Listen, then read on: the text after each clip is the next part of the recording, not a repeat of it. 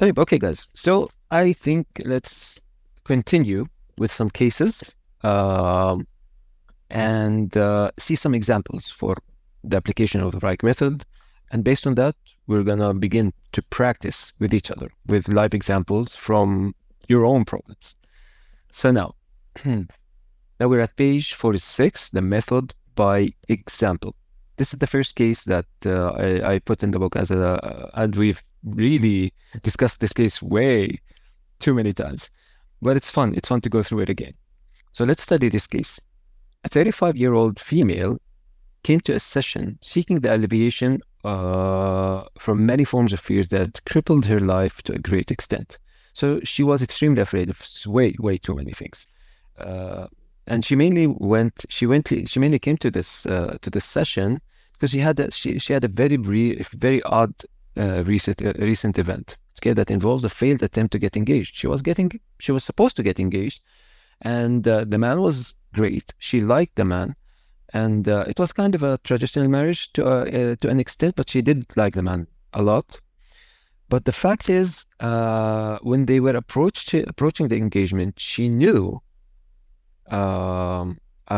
Because she was afraid what would come if she got married. Okay, yeah. But there was one particular thing that you learn about in a bit. She knew that if they get married, they will have to take an airplane, maybe to a honeymoon. And I think the man was also working in another country.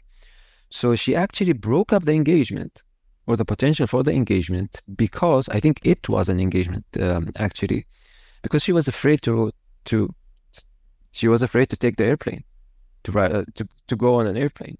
That was her fear, and she broke the engagement because of that. She didn't tell anyone about it, but that was her fear.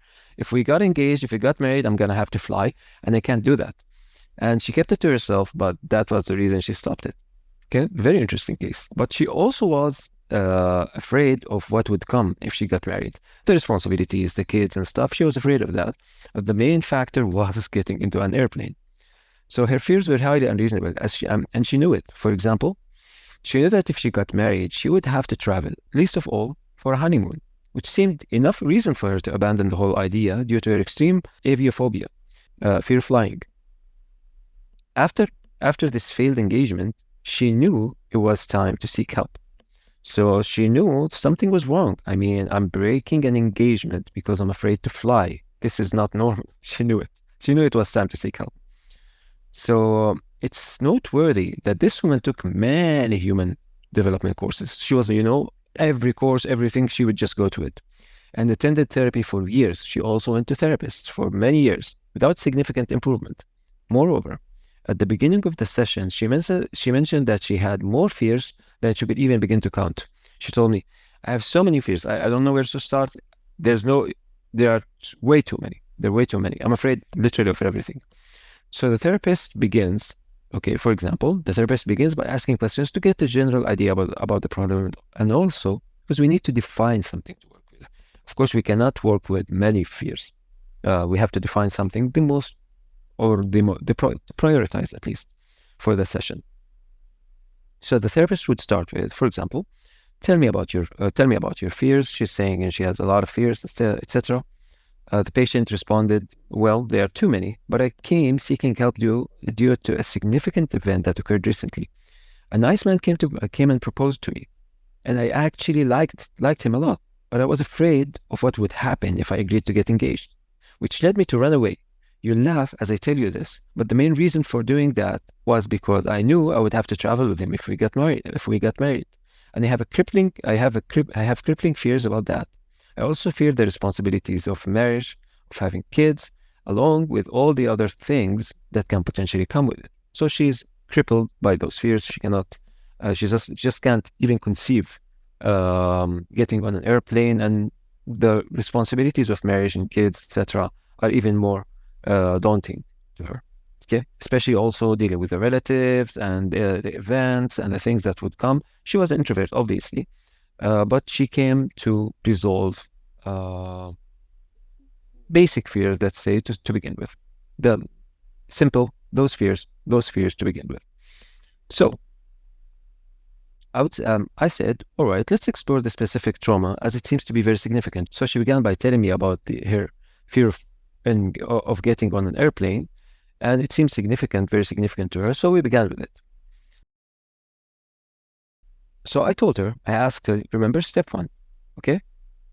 Ask about the most recent event. So I asked her, can you tell me another incident involving your fear of flying, preferably a recent one? Give me, okay, a recent event where you were afraid of flying. So she told me, there was one involving traveling for work. Okay, tell me about it. So this is step 1. Of course, we have to start with the recent incident just to summon the emotions like we discussed earlier.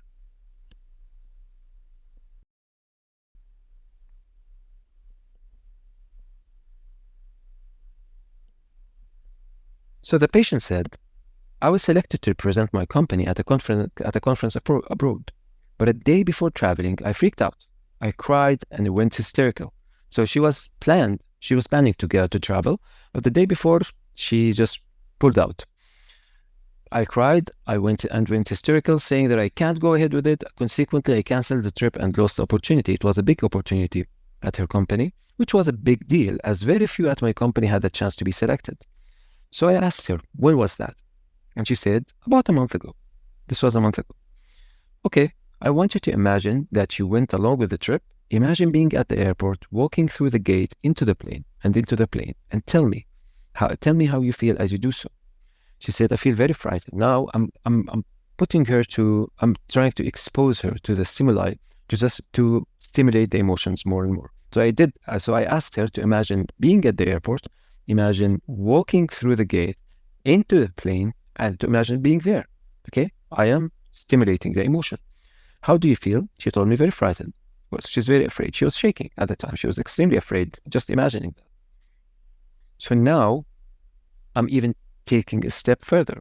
I'm saying, now imagine that you are in the seat, in your seat in the plane, and you're 30,000 feet above the ground. Then tell me how it feels. I literally told her to imagine being in the plane, 30,000 feet above the ground, and to just imagine looking from the window, just to simulate the emotion. So I asked her to do that. I'm deliberately provoking her fears to make sure her feelings are present as I take her through the following steps. So her answer was, I can't even imagine doing that.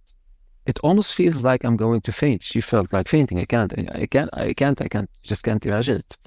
My whole body feels numb and paralyzed.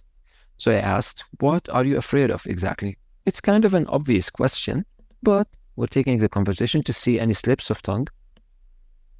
So if you please, Mohammed, here it is testing the opposite. Yes, this is testing the opposite. Yeah, I made her imagine being there in order to see the blocks, any emotions that are stopping in her way. Okay, so I asked her, what do you feel? Why can't you imagine it? And she said, dying. I'm afraid that the plane would fall down. Okay, now, see, this is a good time for a logical argument. So my question was, you know that this almost never happens, right? Statistically speaking, at least. Okay, for example, you can be walking down the street and get hit by a falling meteor, but it sure can happen, but it's extremely rare, correct? She said, I guess so. I thought, okay, so statistically speaking, you know that, okay, I followed through with that. So, and you're not afraid of a meteor falling on your head, are you? And she said, no, of course not. Even though it's possible, but it's extremely rare. Consequently, and similarly, statistically speaking, you know that countless planes fly every year, but we so rarely hear of a plane crashing, not even once in 10 entire years. The risk is always there, of course, but there's a risk in everything we do. So I'm playing the statistical card. I mean, yeah, the plane can fall, but in reality, I can fall down the stairs. And not probably, the possibility of me falling down the stairs is actually higher than the possibility of a plane falling, right? Statistically speaking. And she agreed to that. So, but there's a risk in everything we do. Therefore, we can only calculate these risks reasonably and just keep moving forwards. Don't you agree? For example, if you jump off the roof of a building, the chances of getting hurt are extremely high, of course. But the chance of walking down the street and getting hit by a falling meteor is extremely low, needless to say. It can happen, but it still wouldn't prevent you from leaving your house, prevent us from leaving our houses, correct? She said, I guess so. So it's making sense. we're not resolving the trauma, we're just putting a good logical argument. So with this in mind, I want you to go back. I'm seeing if there is any kind of effect, because good logical arguments sometimes do have an effect, but they wouldn't necessarily resolve the trauma on an unconscious level, which is why if we go back and are exposed to the stimuli, we'll probably be afraid. Okay, yeah, it makes sense, but I'm still afraid. It's unconscious, which is why we go and navigate to the pre-state like we mentioned. So with this in mind, I want you to go back and imagine yourself sitting in the plane 30,000 feet above the ground. Tell me again, what are you afraid of exactly? Try to verbalize your feelings more accurately. And I told her to speak in the lexicon of a child, just like a little child. Say, I feel, no, don't try to rationalize, just say whatever comes to mind. So the patient said, she said, I'm afraid that something would happen. More specifically, I'm afraid not of dying. She's afraid of the pain that would be present if an accident took place. If an accident took place, she's very afraid of the pain that would happen.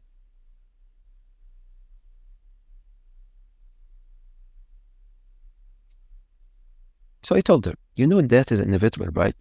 I mean, we're all going to go someday. It can take us any moment, whether it's now or in 100 years. She said, yeah, I know. So since a plane falling is extremely unlikely to happen, why are you afraid of dying this way? So we're going to die anyway. But plane falling is very rarely happens. So why are you afraid of that happening? Why are you afraid of dying that way? So of course, we're going to die someday, but whether now or in 100 years, but dying this way is very extremely rare. So you might as well be afraid of dying in other ways. I mean, we have to let go eventually. We have to let go and let God and just believe that things happen at the right time. So the patient said, if it happened, it would hurt so much. The thought of it is terrifying. She's terrified. If the plane falls, it's gonna hurt so much. It's gonna hurt so much. So I made a joke. I told her, well, I guarantee to you that if a plane happened to crash with you in it, you probably wouldn't feel any pain, as it would be all in a quick snap. You wouldn't feel anything. And she laughed. She laughed at that. I mean, yeah, of course, you're afraid of dying. Dying is going to happen anyway. God protect us all, but we're going to go someday. But if you're afraid of pain, now dying with an airplane crashing is probably it's a snap. It's like taking anesthesia, or it's like a quick accident. We wouldn't actually feel it. We wouldn't feel a thing when it happens. It's just a snap. So she laughed at that. I'm still making, of course, the logical argument. So I said, okay, I won't lie to you. Dying can be painful, of course. See, I have to make sense. I cannot make a statement and leave holes to be poked in that argument. So I continued and I told her, okay, I won't lie to you. Dying can be painful, of course. And we really cannot do anything but let go and let God and just trust in divine wisdom. So this is not something we can control, unfortunately. We don't know when and how it will come. We can simply do our best every moment and let go. There's always a chance we might get hurt doing something. That's another argument. Okay, least of all walking down the street or going down the stairs. However, we all do things wisely. These chances are, if we do things wisely, these chances are minimized. And this is how we play life. Don't you agree? I mean, yeah, anything can happen. Of course, anything can happen. All we can do is just do things wisely and just let go, because we cannot control things. We can just do the best and just trust in the divine wisdom. So she said, yes, sure. Now I went back to retest what happened. And he said, okay, go back to the plane and imagine you're 30,000 feet above the ground. Do you still feel as afraid?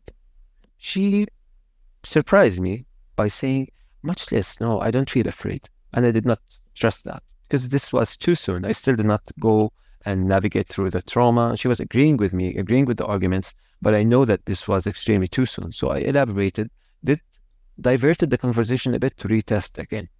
So this is good, but a mere argument cannot usually resolve a trauma. Therefore, I'll distract her a little by briefly navigating through something else before returning to continue to test things out correctly. So I said, okay, let's check something else. You said you're also afraid of driving, correct? Can you tell me the last time you attempted to drive and couldn't due to those fears? She told me years ago. I'm telling her, that long? And she said, yes, indeed. She has not even attempted or tried to drive for years because she's extremely afraid. She still did not. She tried to train to get her license. She's extremely afraid and she's not doing it again. I think she did have her license, but she doesn't drive. She just doesn't drive, if I remember correctly. So I asked, what do you feel as you imagine yourself driving? And she said, I suppose I'm afraid of accidents. I can't guarantee what other drivers will do. I'm just afraid of accidents.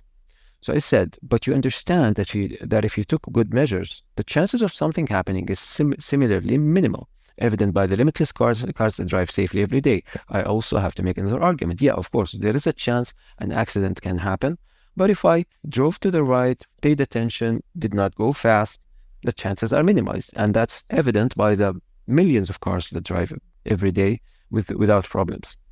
So she agreed with me, and I told her because I knew she was still afraid, yet you despite the logic, you're still afraid. She said, yes, it's not something I can control. So this was a little distraction. I just distracted her. I just checked out another fear of hers, and I went back to the original problem to test her again. It was just, it was a proper thing to do during this particular session. So now, I told her, let's go back and examine or re-examine your fear of flights once more.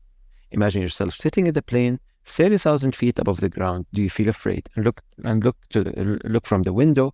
Imagine looking there and tell me how you feel. Do you feel afraid? She confessed that yes, absolutely. It's terrifying. So the fear came back to her. And that's what I want, because I do want the emotion to be present, to be able to go backwards and check things out with the trauma. I did make a good argument and she did agree with the argument, but we still have to check out the trauma. The trauma being, when did she begin to fear planes? There was a time where she enjoyed riding in a plane, and there was a time when she began to, when she became afraid of them, of being in a plane.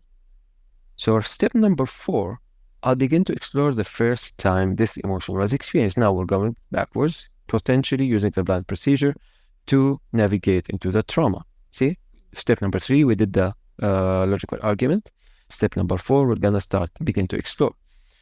So I told her, can you tell me about the very first time you ever felt this way? A time before which you're certain you felt completely comfortable traveling in an airplane. I'm asking about a time. So she did recall something without doing the blind procedure. She told me, I recall something, but it doesn't involve my fear of flying. Oh, she switched to another issue. She was jumping from one issue to another. So she told me, I remember it involves failing at school, her fear of failing an exam. So she's changing the train of her thoughts, and it's very interesting. So okay, let's check things out. Why did you get this thought? And she said, and I told her, tell me more about it. What's the earliest memory of that happening to you? So we have to check out these slips of tongue or thoughts that come unconsciously to see why exactly they came.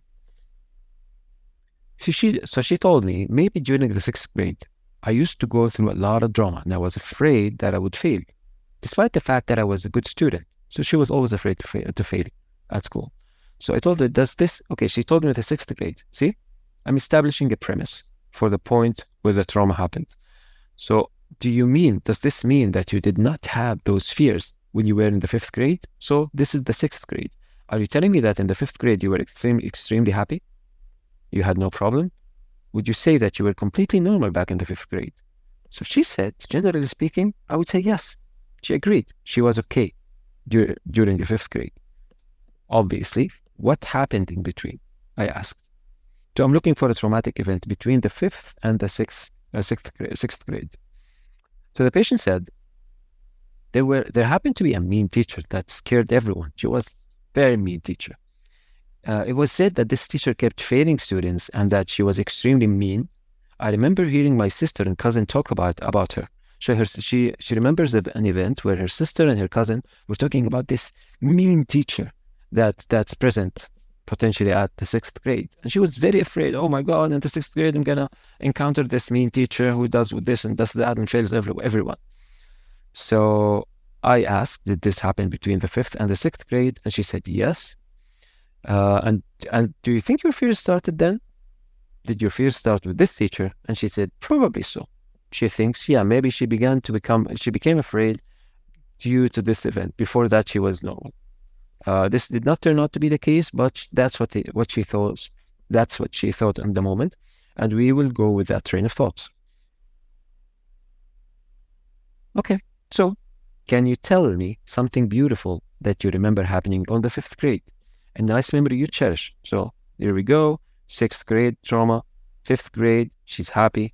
Okay, can you tell me something happy something good that you remember during the 5th grade? So I'm trying to summon a pre-state in a way. So she told me, I remember a day when the teacher asked me to stand in front of the class and started explaining the human skeleton while she used me as a model. So she remembers that in the 5th grade, her teacher took her out in front of the students and started explaining the human skeleton on her, and it was fun. It was fun in the 5th grade. How did you feel at the time? And she said, I was completely fine. It was fun. So during that time, she was happy as a child. She remembers it as a happy memory. Okay, great. Okay, great. Now fast forward to the 6th grade. Are your fears of failing present? So we're fasted forward in time, and she thinks and she feels that, yeah, she was afraid. She's able to experience how she felt back then. So did these fears begin with the things that you heard from your sister and cousin? I'm asking. So now this is 6th grade, this is 5th grade, and she's talking to her sister and her cousin here. Okay, was this the exact moment where you began to fear, when you developed these fears? So what she said was, I think so, but there's something else too. She jumped to another memory. Okay, but there's something else too. I remember there was an issue with an older cousin of mine who failed at school also during this time. I remember us going to my aunt's house for a visit and hearing my mom and aunt talking about him. It was scary because they were saying they thought there was something wrong with him, as his behavior wasn't normal, saying he might be possessed or something supernatural is taking place in here. So also during this time, she saw her mom and aunt talking about a cousin of hers, saying he might be possessed by a demon because he failed at school. So she heard that, and that's another fear of hers. So all these things happened between the 5th and the 6th grade. Okay, well, how did you feel as you heard them speak about him this way? She said, well, it was very frightening, of course, because they mentioned the possibility of demonic possession and stuff. Definitely very, very scary for children. So she was going through many different issues and many different emotions, telling me about different things. I really had to bring focus to the session. I could not just deal with all of these issues at once. So how do you relate this? I tried to steer the conversation back to the fear of flying, the issue we started with. So why are you jumping to these different issues? So how do you relate this to your fear of flying? What made this event come to your mind? I'm trying to steer it back. And she said, it's because I fear death. So demons, possession, death, the fear of failing, I guess it's another kind of fear. But because I fear death and what comes with it. It's scary when you hear stories that relate to demons and the mysteries of the other side, graveyards, etc. So all of these things were present in her mind, and she was extremely afraid. So I said, why did you also mention your fear of failing at school? Does it relate to you similarly? So I was wondering, okay, so fear of dying, I understand. Fear of flying, fear of driving, and fear of demons, that all those can relate to dying, death, in a way or another. But why did you mention the fear of failing? What does that relate to the problem? So she stayed silent for a while. Then she said, I hesitate when I try to do things because I fear the consequences of everything I do. I fear being held responsible. She doesn't want to be responsible. So maybe she's afraid that someone would just blame her. She's afraid of that blame. So, okay, let's go back to what we started with. I just had to steer the conversation back and focus on a specific issue, because these are a lot of things that we cannot definitely work on in a single hour. So, okay, let's go back to what we started with. Let's focus on something major to you, at least. You stopped an entire marriage because of your fear of flying. So let's try to resolve that.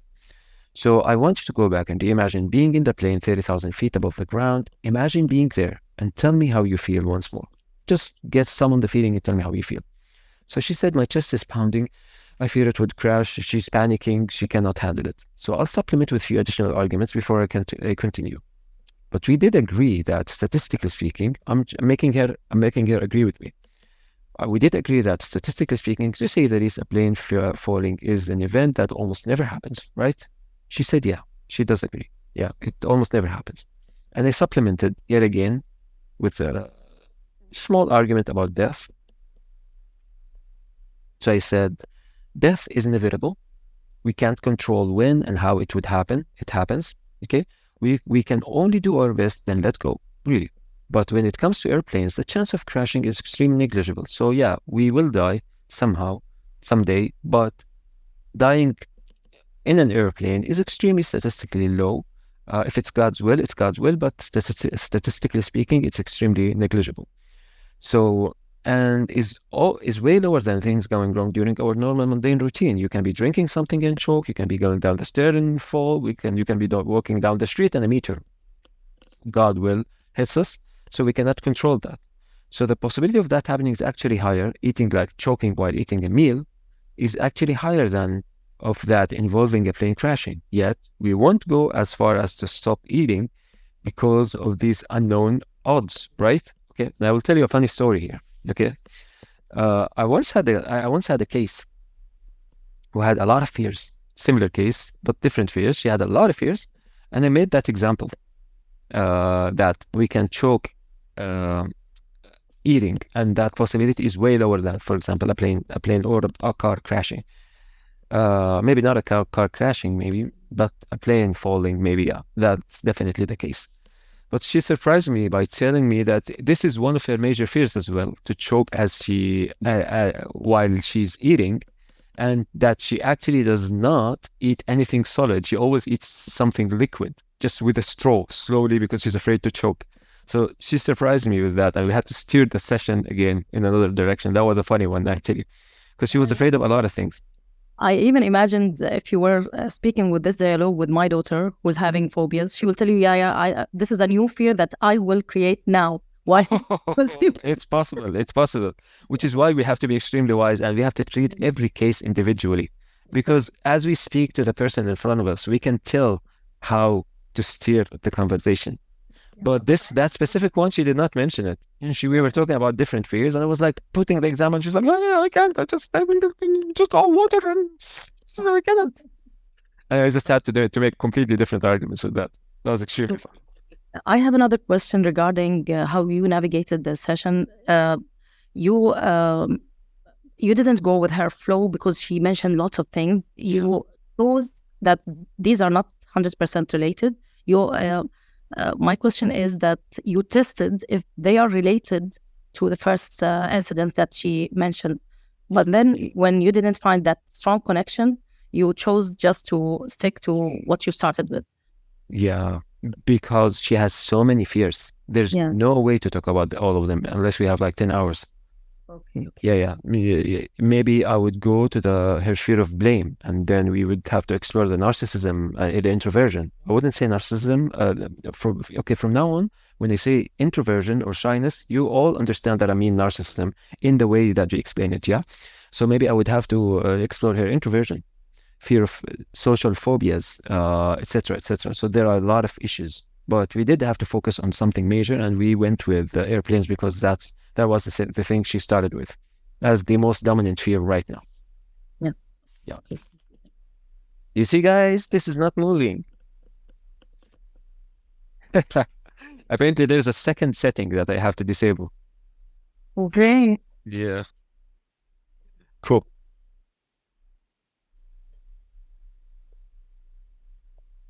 Very good barley coffee. Barley coffee with coconut oil and stevia. Tastes, mashallah, like Nescafe. Is this in your book, by the way? I think we put it, but it's barley coffee, yeah. It's common. It does taste like Nescafe without the caffeine. Yeah. Yeah, the Dr. Alan Gabriel, I told you about him yesterday, I think, or maybe the day before. He mentioned studies that showed that coffee causes depression. Can you imagine that? Yes. I did not sense it until recently, actually, because the last time I was traveling in a short while ago, Okay, and I drank coffee several times. When I came back, I experienced 3 days of depression. Not depression, but I mean, not normal, despite the vitamins and things that I take. And I realized it was the coffee. And subhanAllah, that was a couple of days before I heard him talk about it in the lecture. Okay. So I'm still giving her the arguments here. So I told her, death is inevitable. We can't control when and how it happens. We can only do our best and let go. But when it comes to airplanes, I'm telling her about the statistical evidence that really we're going to die anyway, but dying this way is extremely rare. And eventually, yes, we cannot guarantee, we just have to let go. So again, she's agreeing with me. Yeah, this is where we mentioned the funny story about the woman who turned out to be afraid of eating food. And so I was telling her that we can choke eating something, but that doesn't stop us from eating, right? And she agreed. This specific patient agreed with me. Yeah. This specific patient agreed with me and said, yes, I suppose so. And so I'm just reiterating the arguments. And I said, great, every feeling must have begun at a point. Now I'm going for the trauma. So we put some good logical arguments. We defined the best thing to go with through the session.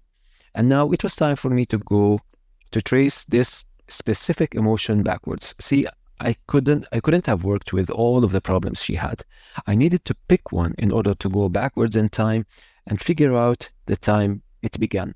Okay? And in this specific case, we're talking about the fear of flying. So then now I'm ready to proceed. And I said, great, every feeling must have begun at a point in time. And in reality, it's just a trauma. So yeah, there was a time where you were not afraid of planes, and there was a time where you became ever after afraid of that. Therefore, tell me once more, please, about the very first time you ever experienced this fear of flights. Do you see the resistance that's happening with this specific patient? I did ask this question before. Okay, I asked her, when was the first time that you felt afraid? And she jumped and talked about something else. So this is actually an internal form of resistance. She's resisting change, okay, which is why she's shifting the thoughts from one thing to another. This is very similar to people who do not want to work, actually, which is, this is exactly how they keep putting excuses until they can, like we spoke of yesterday, sometimes get themselves into a very advanced condition, like, for example, schizophrenia and extreme panic attacks, etc. This is very common for people who don't want to avoid work. So that's another topic, but what I want you to focus on right now is how I did ask this question before, and unconsciously she jumped into another thing, maybe because on an unconscious level she is resistant to change and she just wants to play victim. And I would tell you, this is kind of the case with this patient, because she keeps jumping from one issue to another to justify her inability to do things. Okay, bro, you can ask. عفوا استاذ محمد. طيب هون بالحاله نحن نرجع نركز مره ثانيه على الشعور ولا لا بدي هذا الشعور انا، ونرجع نركز بهالطريقه هي، يعني ما نخليها انه تضل تحكي هيك بالحاله هي، ولا شو الافضل بنعمل؟ Yes, Mu'taz, exactly like I did in this case. Okay, she was jumping from one issue to another. I did listen. I did get an idea because maybe there's something more important to focus on at the moment. But because her issues were extremely deep, and even if I picked any of the issues that, for example, I could have picked the fear of failing, but probably the fear of flying is more significant. But if I wanted to go for her fear of her other kinds of fears, like, for example, her fear of blame, okay, taking responsibility, it would have required multiple sessions, okay? So it was most proper for me at the time to focus on a major issue that I can actually work on in this specific session, which is why I picked the fear of flying, to navigate through that. So, Mohammed, if you please, I missed the part when she did a switch again to the other incident. Can you just scroll? Yeah, definitely, dear. I would say something actually right here, okay? In this specific session happened way before we developed the primary session for narcissism. And if time went backwards, I probably would have done that. I would have abandoned the fear of flights and just went with the primary session to just ground her, put some ground rules and logical arguments to prevent her from playing victim. But at that specific time, it was the fear of flights. And yes, in this course, we are focusing on the 7 steps. So this is a good example. So check something else. You also said you're afraid of driving. So something happening similar, evident, limitless, still afraid. Go back. Yes, can you tell me what? Yeah, this is it. شايف يا أسامة? Yes, absolutely. It's terrifying. I made her summon the emotion, and I tell her, can you tell me about the first time you ever felt this way? A time before which you're certain you felt completely comfortable traveling in an airplane. Her answer was, well, I do recall something, but it doesn't involve my fear of flying. It involves the failing at school. She jumped into something else. Yeah, you mean at first when you were still investigation, she was jumping from one event. Exactly. So this is a form of resistance, actually. Okay, so I was going for the first time, and she answered me with another event. Yeah. Which is how, and I'm pretty sure that all of you were exposed to people where you try to make an argument and they would just change the topic into something else. Exactly. Yes. Yeah, usually intelligent people. They're just avoiding the answer. They're avoiding to be put on the spot. It's it's an unconscious way. Remember the issue, older cousin of mine, and yeah, so in here, I'm telling her, every feeling must have begun at a point in time, and in reality, it's just a trauma. Okay, so we want to figure out the trauma. There was a time for you where you were not afraid of airplanes. So what happened? Therefore, tell me once more, please, about the very first time you ever experienced this fear of flights, a time before which you know for sure that you were completely fine traveling in an airplane. So now she answered me. Maybe I stressed the point, and she said maybe when I was 9. Great. 9 years old. What happened then? I was traveling with my family, and I remember it was extremely scary when the plane took off. Okay. Would you say that before that time, before you were 9, these fears did not exist? She said, I can say they did not. Yes. Great. That's what I want. She confessed that before 9 years old, maybe when she was 8, she was not afraid of flying in an airplane. That's exactly what I need.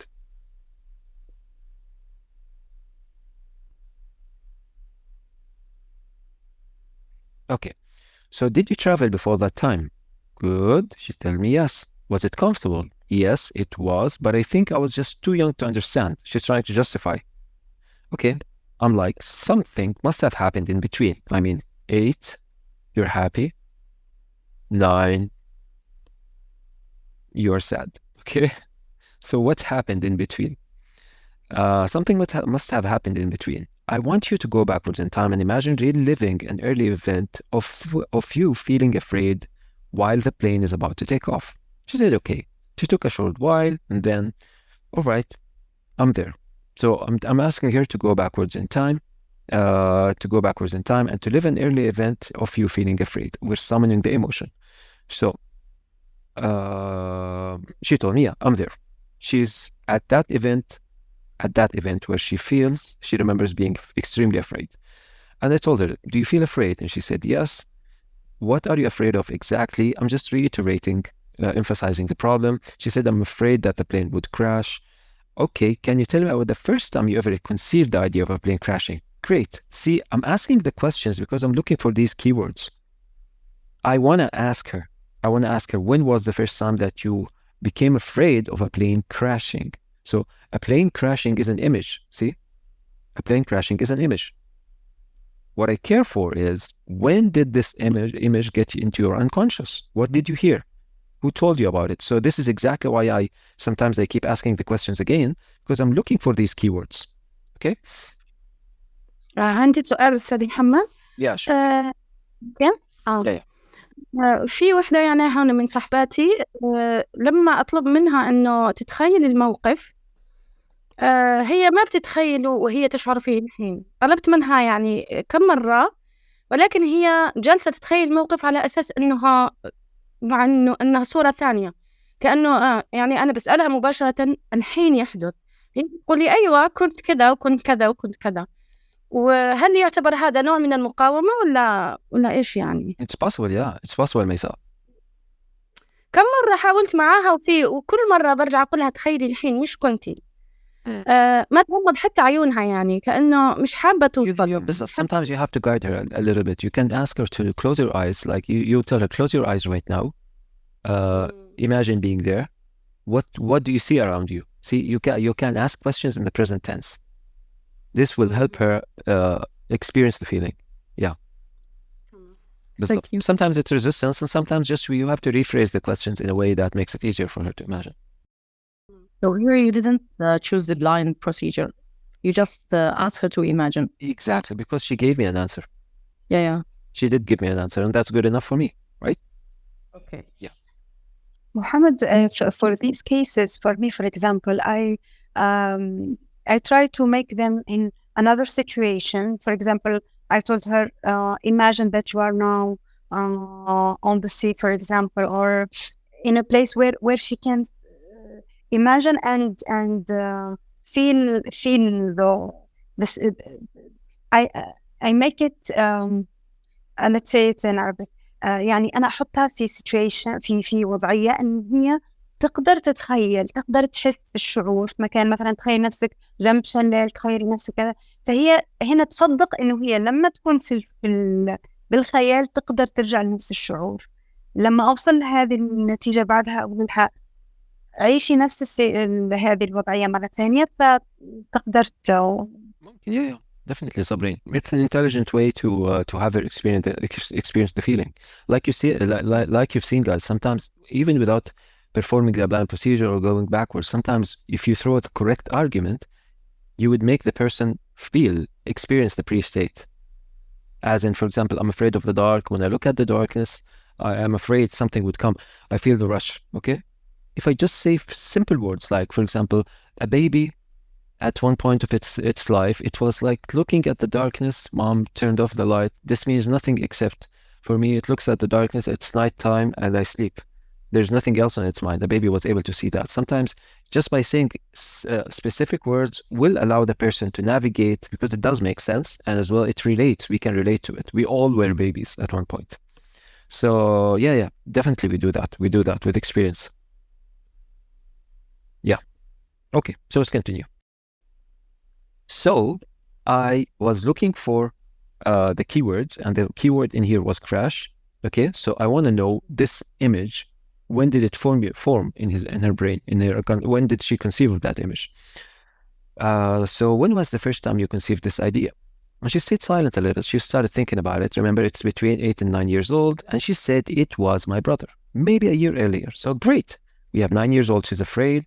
8 years old, she is not. So she's saying her brother, maybe in between. He mentioned that a plane is most scary when it takes off. He just said the words. They were playing at the house and he just said the words. And they told her, how old were you then? She said, maybe 8. Would you say that you had absolutely no fears of flying before your brother mentioned that? This is just what I want. Whether this is real or not, whether this is real or not, I don't care, really. I only care about this. Would you say that you had absolutely? I just want her to tell me, yes, when I was 7, I did not experience any fear of flying. This is what I want to hear. Okay? Despite, I don't care about the details. So she said, I think so. Great. So now I'm ready to have her, to force her to experience the pre-state, because I know, and she knows, that she was fine at this age, which means I can get her to experience the pre-state if I persist. Yeah? So wonderful. Are you telling me that before you heard these words from your brother, flying was actually a fun experience for you? Now I started acting. Remember what we talked about earlier? I started acting. I'm like, would you tell me that before your brother told you that you had fun traveling, like when you were traveling with your family or with your cousins? Yay, we're going on a trip, we're traveling, etc. Did you experience that? So it well helps to act out the emotion. So exactly the way it usually is for children who go on different vacations with their families, etc. So they go on trips. We're going on a vacation. We're getting into the airplane, etc. And they're happy about it. But would you say that you felt that way before that? And she said, yes. I don't think I had a problem. She did enjoy it, and she actually did remember an incident where she traveled and was happy.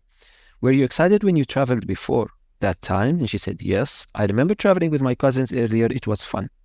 She remembered the feeling. She remembered how it felt to be on an airplane without being afraid. Of course, nothing happened. So she was, that's summoning the pre-state. That's what we're doing.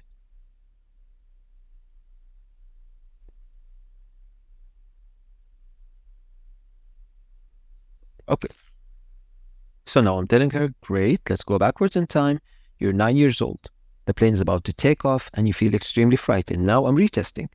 So I had her experience the free state, and now I'm going back for her experience at 9 years old when her brother told her, after her brother told her about the plane being scary when it takes off, and when she was traveling and she was extremely panicking when it took off actually. So we went back to retest. We experienced the pre-state, okay, successfully, okay, maybe partially successfully, okay, and now we're going back to do a quick test. So let's go backwards in time. You're 9 years old, the plane's about to take off, and you feel extremely frightened. I want you to experience that fear as if you were there right now. Okay. She took a short while. She thought about it, and she was. I think continued and said, "Is the feeling you're experiencing right now similar to the one you felt when your brother talked about how it's scary when the plane takes off? I'm just validating the feeling." And she said, "Yes, it is."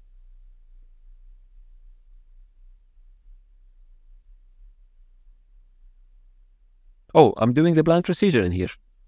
عفوا استاذ محمد قبل بس اسال اذا ممكن. Yeah. هلا هون الصدمه هي فعليا نقول حدثت لما اخوها حكى، ولا يعني هي بالضبط انه نحن نرجع قبل ما يحكي اخوها لو طلع الطياره، ولا هي لما كان عمرها 9 سنين؟ يعني بالضبط هي وين؟ Absolutely, Mu'taz. Yeah, the trauma happened when her brother told her that the plane is scary when it takes off. So, which is why, if you can see in here, I actually forgot. I forgot how we wrote this case. So I'm remembering right now as I speak. So, which is why I went for the blind procedure in here. See, I want you to answer with spontaneous questions. I am going with the blind procedure in here. Why? Because I want the moment between 8 and 9, okay, where her brother told her about the planes crashing. I want that moment, okay? That's the moment I want.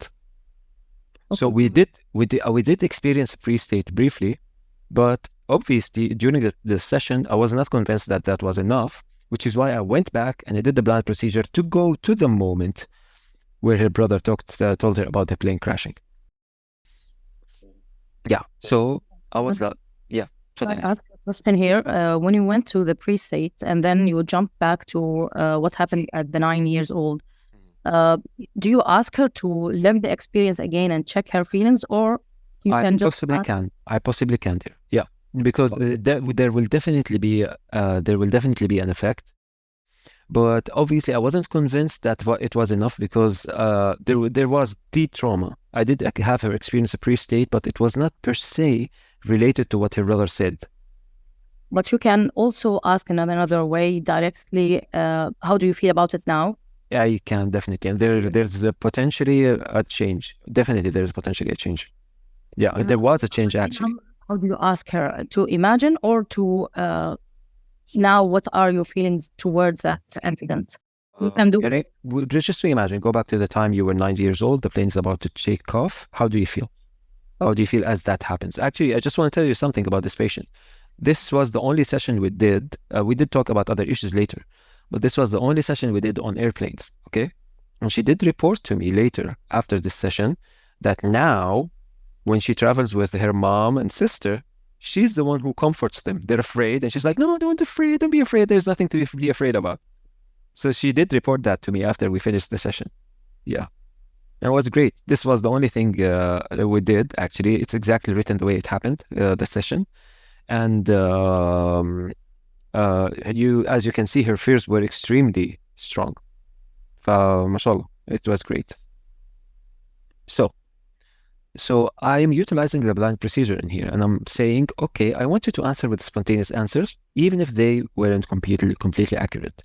At the time, your brother mentioned how it's frightening when planes take off. Were you inside? See, that's a blind procedure. Were you inside the house or somewhere else? And she said, I'm inside the house. Okay, what time was it approximately? And she said, sometime in the afternoon. Were you about, I'm just confirming the age, were you about 8 years old? You were about 8 years old, right? And she said, yes, I was about 8 years old. Okay, he's mentioning, I'm making her relive the experience. He's mentioning that it's scary when a plane takes off. And it was the first time for you to conceive this idea, correct? She said, yes, I think it was the first time. So this is the first time she hears these words. Great. You move forward in time and imagine as if you're just about to take off in an airplane. I'm doing this just to re-emphasize the emotion. So I found it necessary during the time. I just want her to I want her to be scared as she speaks to me, to be able to go backwards to the pre-state in a better way. So it was necessary. I saw it necessary during the session. So I moved forward in time, and imagine as if you're just about to take off in an airplane at 9 years of age, feeling extremely scared. Take your time to imagine being there and have the feeling present. Okay.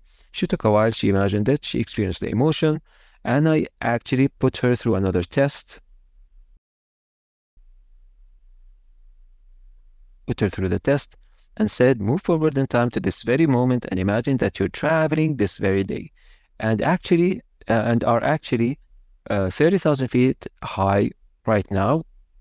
Do you feel scared as you imagine that? And she said, yes, very much so. She's still feeling afraid. All right, let's go back to the time your brother was talking to you. Now I went back to that traumatic event and is mentioning for you the very first time that it's scary when planes take off. Tell me now, what were you doing a few minutes earlier to that? See, now I'm going for the pre-state. So now I went forward in time and I tried to summon the emotion in a better way. And now I went back to 8 years old and I'm telling her, this is exactly what we do. What were you doing few minutes before? Few minutes before that.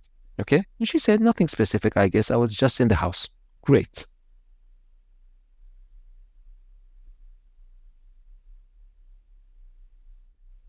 Did the fear of flying exist in your life in any way back then? And she said, no, it did not. At that time, 8 years old, few minutes earlier, she was completely okay.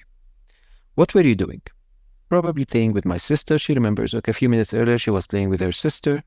At that point in time, if you thought about flying in an airplane, that's something the pre-state. So now, a few minutes earlier, she was playing with her sister at that point, and I told her, if at that point in time, if you thought about flying in an airplane, would it have been scary to you in any way? And she said, I don't think so. Okay, now she has to experience it. Imagine that you had a pre-planned vacation at that time, before your brother talked to you about airplanes. So this is the time your brother talked to you about it, and let's say you had a vacation before it. Imagine that you are at the airport, going into the plane, and are about to take off before hearing this from your brother. If you imagine being there under the mentioned conditions, do you think you would have felt scared? And this is what I want. She said, yes. And now, this is the irony. See?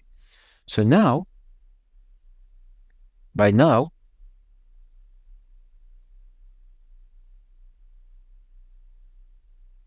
what we're doing is, she is scared here.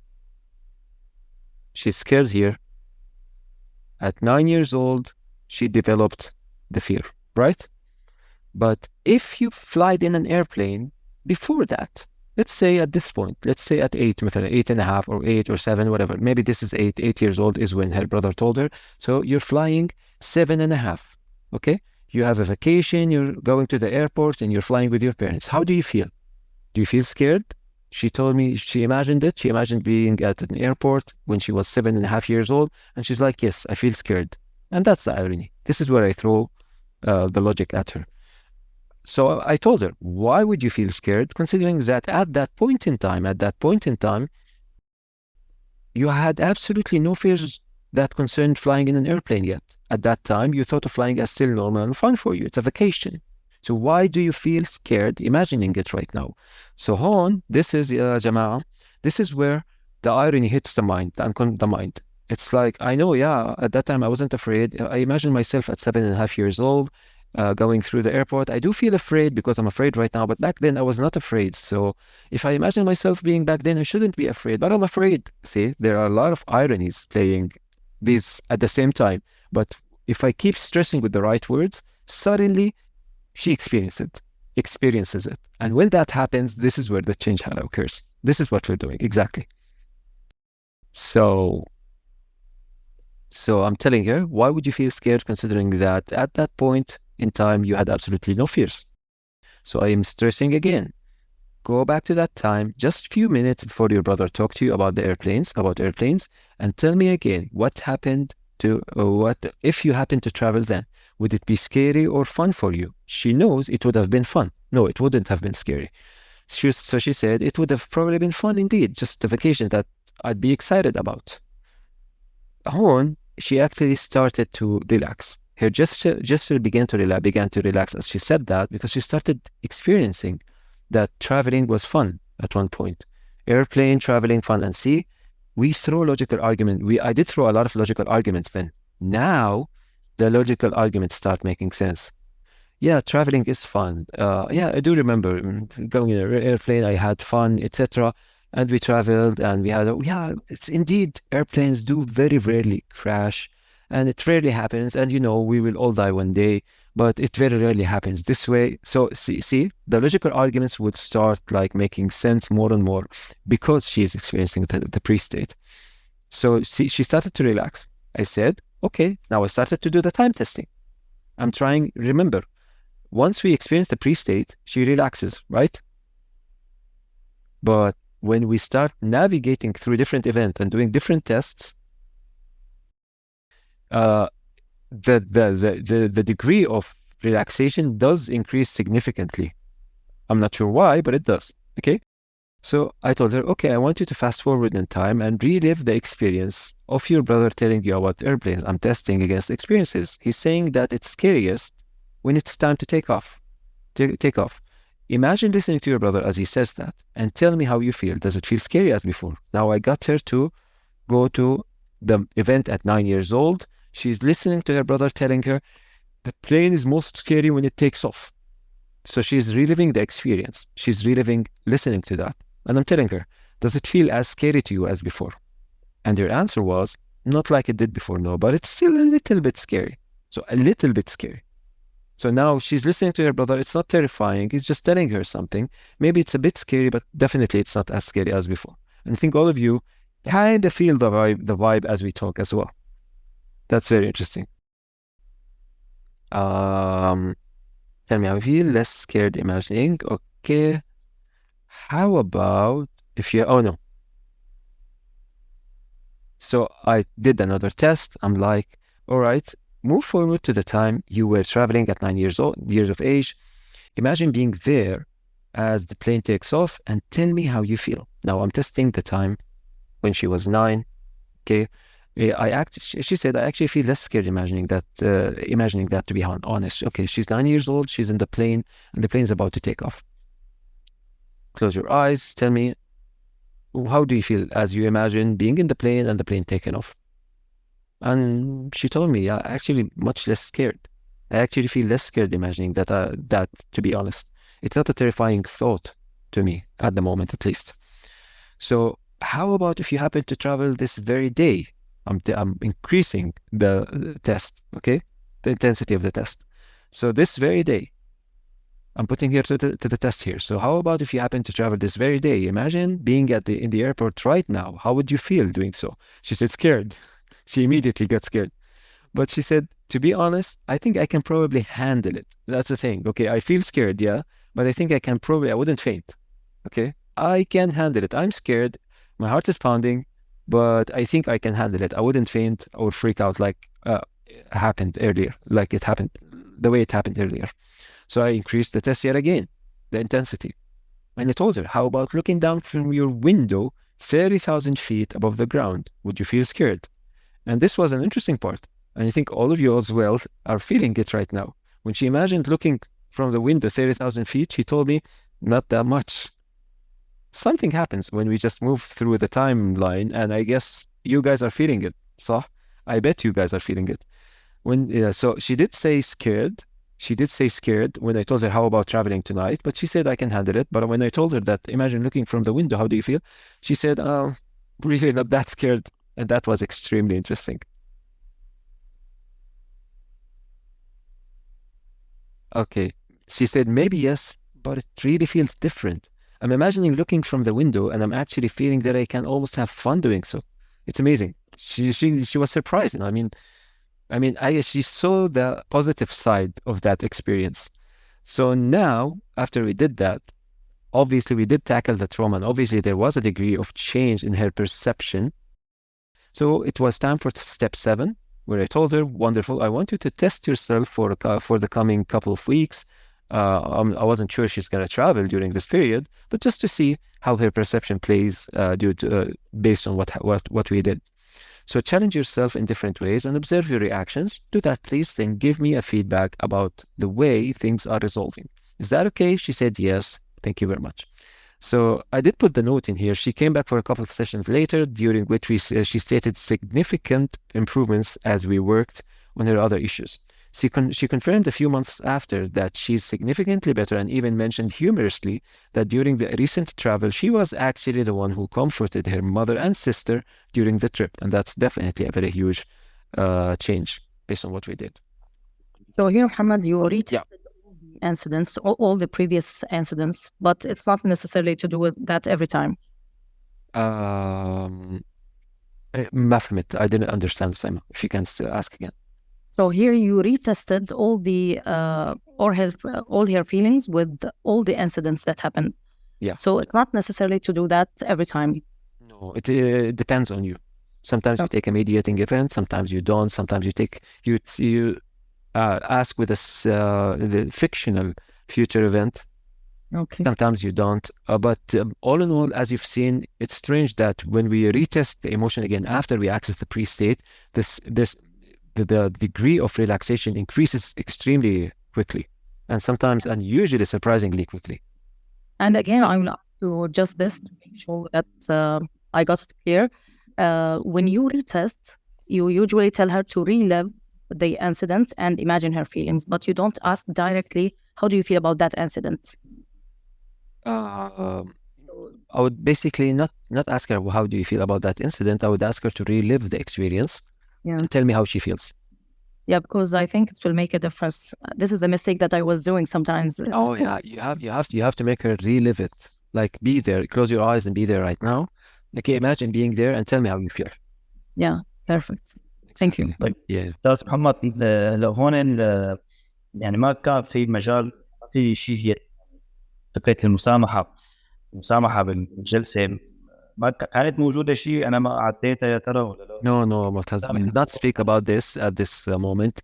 Probably in the future, if I get a case like this, I probably would do a primary narcissism session, because she had extreme social anxieties. But at that time, we were working with traumas in a direct way. يعني And it's a perfect example. It's a perfect example of resolving a simple trauma. يعني ما في مكان للمسامحة أصلا، لأنه أخوه حكى كان طفل، يعني ما كان في مثل مكان. Oh yeah. She wasn't angry. She wasn't angry at her brother. She was just she can easily develop fears of everything. طيب حتى غير فكرة مسامحة، هي ريزيرف رايك مثلا لما نسأل مثلا مثل هيك حالة إنه أخوك حكى مثلا إنه هي الكلمة هي، في عندك أي مجال، أي إمكانية، أي احتمال إنه أنت تعتبري هذا الكلام حسب ما حكينا وحسب القاعدة اللي حطيناها، إنه حسب الإحصائيات وكذا، إنه تعتبري هذا الكلام كأنه شيء عادي وما في شيء، في هيك احتمال تعطيك، يعني فينا واحد يحط هيك مثل ريزيرف رايت بهذه الحالة هي، يعني يدخل هذا السؤال يا ترى؟ Is there a possibility for you to consider this just normal talk? ممكن in a way, but you would have to be extremely more specific, Mu'taz. شوف, logical, okay. A lot of people, usually seniors, and a lot of people do give arguments, okay, بالعربي بينظروا in a way that doesn't make sense. You see, it's like you should be that, you should do that. Yeah, it's a person should. So an argument has to always hit the spot and make extreme, be like, okay, a good argument is a piece of wisdom. Because it's true, it hits the spot, it makes sense, it makes a change. There are many arguments that do not do that. So you have to pick your words carefully. طيب قصدي أنا إنه السؤال هو كان تيجي بيسأل شو مرة. طيب هلا يجي بالي مرة ثانية برجع بسأل. Yeah, so for example, let's say your brother is telling her that planes are scary when they take off. I can, for example, but it wouldn't necessarily make a change, but I can, for example, say that your brother was really young and he doesn't know anything about planes. Why would you listen to something he says? ما راح تكون Still, even me saying this, I don't feel that it makes much sense because yes, planes do tend to be scary sometimes when they take off. See? So yeah, it doesn't make complete sense because even me as an adult, I know that there is some kind of a rush when a plane is taken off, right? Or just landing. There is some kind of a rush. So I cannot deny that. And I cannot just tell her, no, it's not scary. No, it is scary to some people. And there is a rush when you do that. But the truth is that there is a fun side to it too. We can talk about the statistical level of safety. And we can talk, for example, like a theme park. If you are in a theme park, a lot of people are afraid of heights, but a lot of people are enjoying that rush. Although it's a bit scary, but there is a rush. It's fun at the same time. So as I say, do you see, guys, as I say these words, you are feeling something in your hearts as I say them because they make sense. Yeah, and we can connect to the emotion. So it's very important to say it in a way that does connect on that level. طيب استاذ محمد، هون اختلف السلام بهالحاله هي انه في امكانيه انه انت قلبك ابيض تماما، انه ما في اي شعور بالخوف، ما في اي شيء، في هيك احتمال واحد ولو مثلا 1 بالقلب 1 بالمعدن نتدرج فيها هي الطريقه بصير ريك. احتمال يكون قلبك ابيض او تشق الورقه اللي كانت حاسس بالخوف بالنسبه لك ترجع مثلا تكون قلبك ابيض 100% كانه فتحنا صفحه جديده. في هيك احتمال نحطه بهالطريقه هي ممكن نستخدم الريزيرف رايك بهالحاله يا ترى ولا؟ It has to make sense معتز. يعني هلا مثلا for example, is there a possibility for your heart to be pure, completely pure? It doesn't relate to fear of flying. Yeah, I can. There's a possibility for my heart to be completely pure, but I'm still afraid of planes. It doesn't relate to that. Do you see? Unless maybe I rephrase it in a way that really hits the spot. Yeah, potentially I can try to formulate it in a way. Maybe, for example, I haven't tried this yet. But we do, for example, listen to a lot of things in our lives. Maybe some are true, some are false. Is there a single possibility for you to just to completely erase anything that you learned about anything in the past and just start over by making the right connections? Is there a single possibility? I might phrase it in this way. See, this makes sense.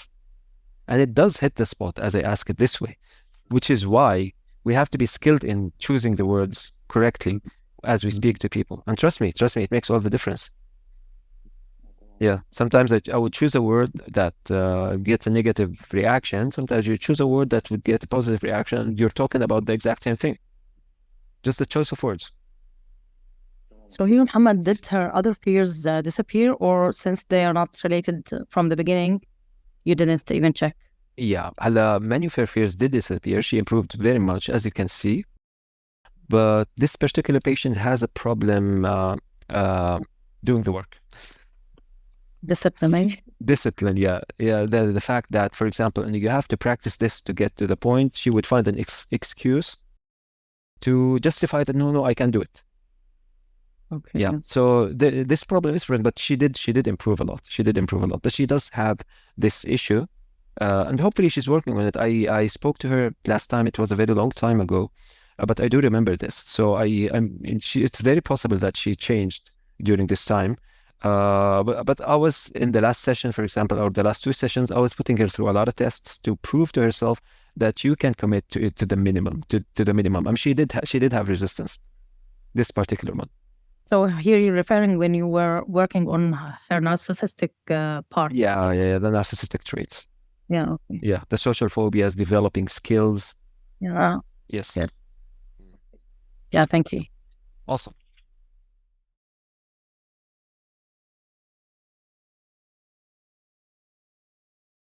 Okay, guys.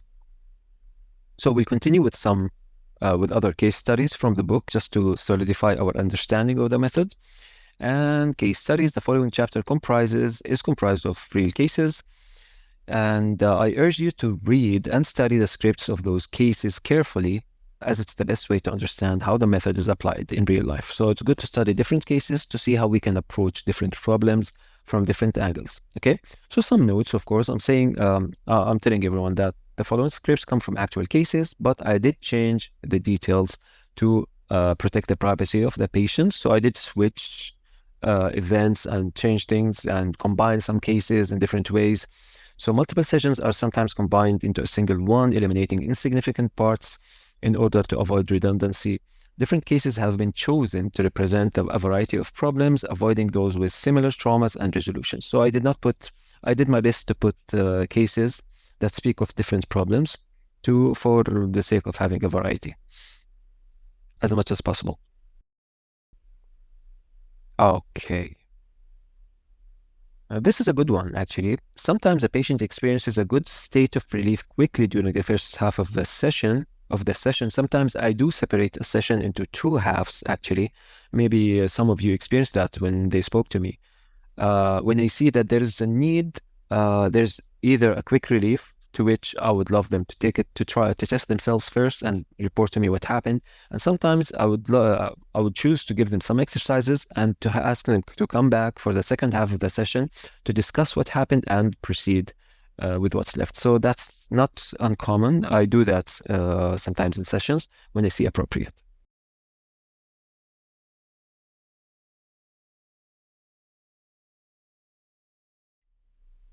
Okay, sample case, feelings of loneliness. So this case involves a 22-year-old young man living with his family and still finishing up his college studies. He reported that his social life is quite good, evident by the fact that he hangs out pretty often with his friends, and yet, whenever he's left alone, he experiences a deep state of loneliness, which seems to haunt him at times.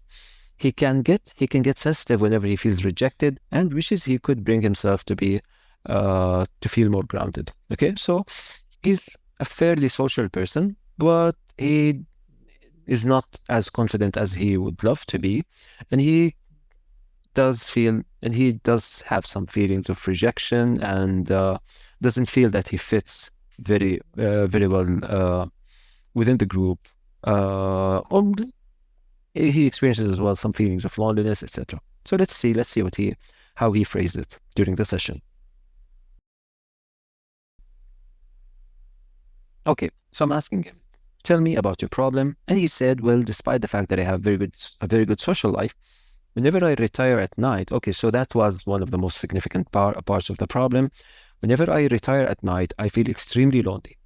I remember now. So this person would be in a social circle, having fun, etc. But whenever he's at home, he's tortured. And it was extremely sensitive for him to not do something with friends every single day. And every single night when he goes back at home, he feels lonely and he feels a need to have people around him. So I need someone to be with me. I keep messaging friends, but of course they're not always available. I know I overdo it, but sometimes if someone did not answer right away, I feel so rejected and angered. He wants people to be, it's a fear of abandonment, let's say, in simple words. I'm not sure why I do this. I know I shouldn't, but I feel tortured whenever I'm alone. Okay, it's extremely exaggerated.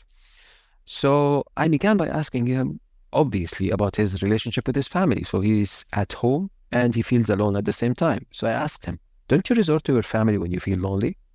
And he said, no, I don't. Bingo, we have something to work with. So why so?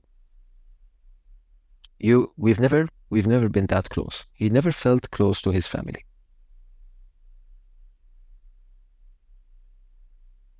Remember, we are resolving this in terms of as if it was a simple trauma. Now, this trauma gets more complicated, but right now, he said we've never been that close. So naturally, for the sake of this book, we will just try to go to the time where he felt separated from his family and see what traumatic event caused that to happen. So are you saying that despite being at home with your family, you still get that sense of loneliness? And he said, yes. I usually retire to my room and stay in my bed. I spend most of the time playing with my phone. So he does not talk to his family very often. Okay, so the therapist said, this is definitely something we need to explore. It's something to explore. I mean, you feel lonely and you need to be with your friends, etc. But you are at home with your family and you don't feel close to them. So what's happening there? When was the last time you experienced this state? So this is step 1. When was the last time you experienced this state of loneliness despite the fact that you were at home with your family? And he said it happens almost every day, whenever I don't have something to do with my friends, and when I retire home at night. So the therapist said, all right, give me please any recent incident. I want to summon the emotion. I want him to feel it right now, to see exactly what slips of tongue come out as he speak about it. So give me please any recent incident that was distressful for you due to this, and explain to me what was happening at the time. So he thought a little and said, okay, days ago, I was hanging out with a few friends of mine from college. We finished late and went home, yet as I laid on my bed, I couldn't help but feel very lonely. I actually get these feelings almost every day. It's really not an isolated incident. I'm trying to summon the feeling, but he keeps telling me that this happens every night. Every night, every single night.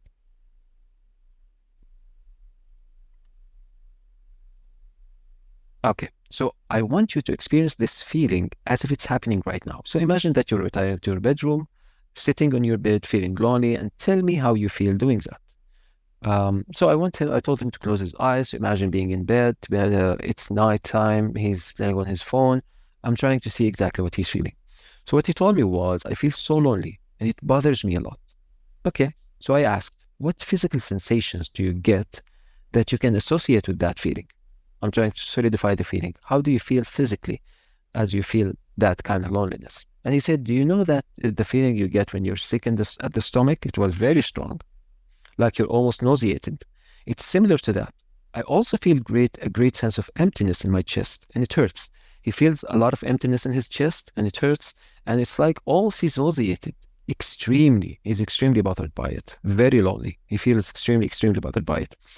So I said, you know that you have good people in your life and that you're not actually alone, right? I mean, you're not alone. It's nighttime, you have to sleep. You're not actually alone. You know that, right? This is a logical argument, of course.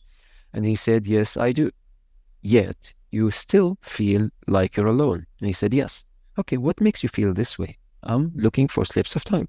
And he's saying, I'm really not sure. I just feel so deprived and abandoned. Okay, I have some stuff to work with. He feels abandoned, he feels deprived. There you go, there's the emotion.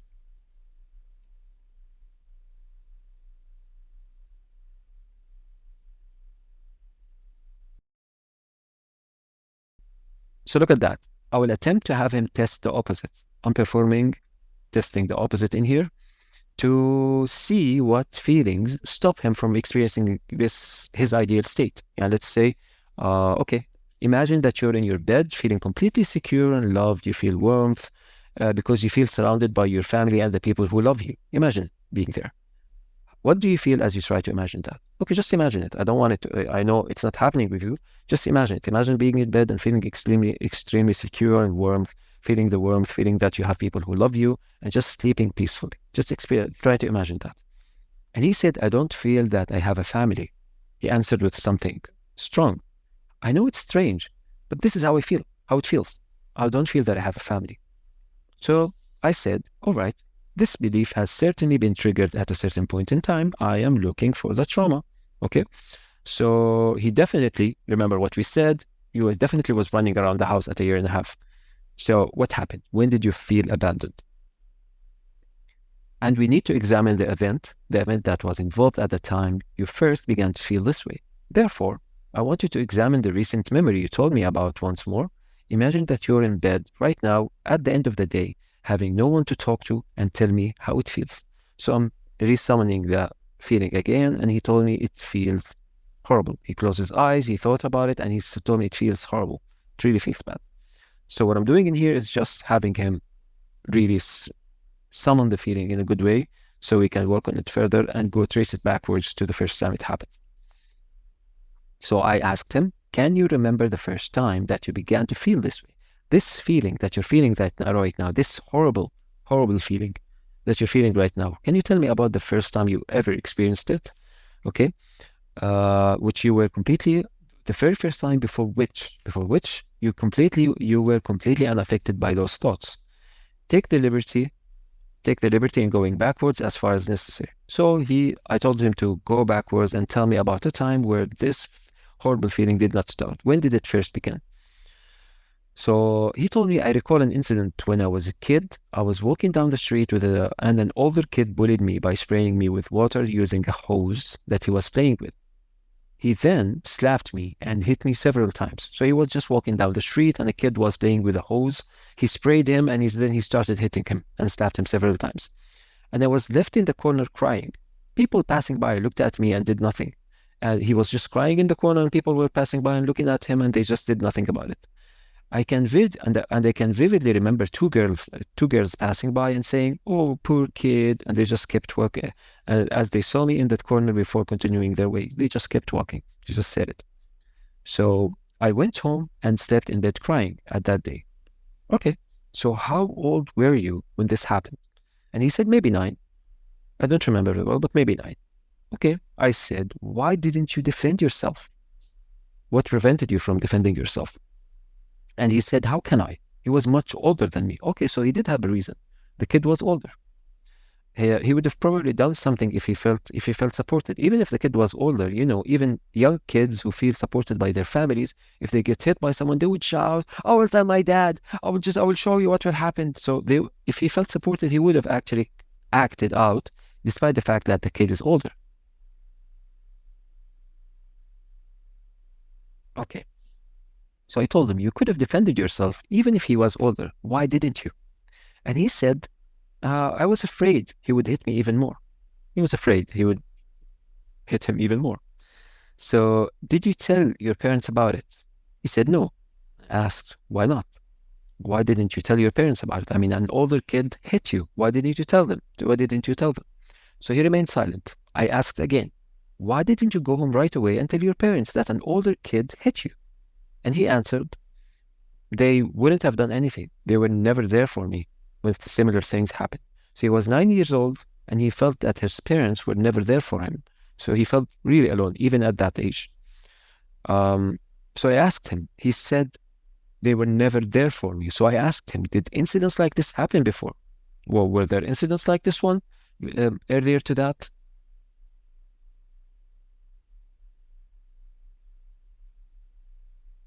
So he said, yes, I was bullied a lot. He did have an experience be getting bullied. And I asked him, did you ever tell your parents about that? And he said, no. And again, I asked, why not? It's not normal for a kid not to resort to his parents when threatened by others. So he remained silent for a short while, then continued and said, I'm not sure. I probably felt embarrassed and didn't want to look weak in front of them. So he did not want to look weak in front of the parents. So there's a potential that his parents put a lot of pressure on him to be a strong person, etc. So there was a reason for that. But I asked him again, but you say the kids were older. You said that the kids were older. And he said, yes, they were. Okay. So I asked, were you ever bullied by kids your age? Did that happen? Okay, this incident was by a kid that was older than you. So were you ever bullied by kids your age? And he said, yes.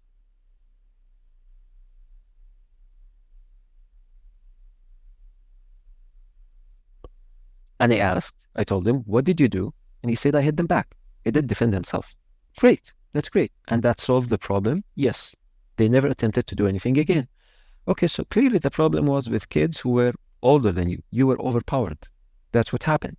So, and against whom you were helpless. You could not have defended them yourself. They were actually older and stronger than you. And he said, I guess so. Okay, if that was the case, then why didn't you tell your parents? There's nothing to be embarrassed about. Of course, the train of thoughts, the question is kind of clear. I mean, it wouldn't actually hit him with a eureka moment at this time. But I'm just, again, trying to get him to talk and just to see what comes with him. Slips of tongue and whatever expressions he can come out as he speaks.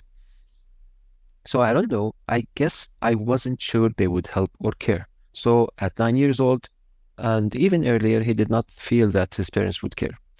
So are you saying, now I'm putting a logical argument, are you saying that they wouldn't help if you told them you were hit by an older kid? Are you telling me that? He hesitated and said, no, I can't say that. So the therapist said, then why didn't you tell them? I mean, they would have helped. Why didn't you want their help, for example? And he said, I don't know. And the therapist said, do you feel that your parents would have supported you if you told them? And he said, I believe so. And yet again, guys, this is a case of introverted narcissism, apparently. And probably the reason he did not talk to his parents is because he's angry at his parents. And this is exactly how it happens. See?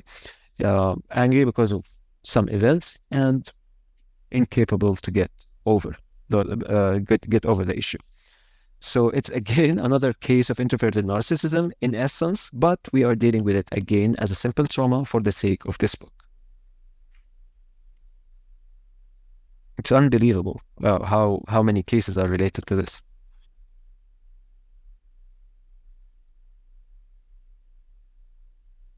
استاذ محمد كانه عم شوف انا حاول شوف الناس كان 90% من الناس عندهم المشكله يعني ولا صراحه اكثر من 90 مو بالترومات حرفيا.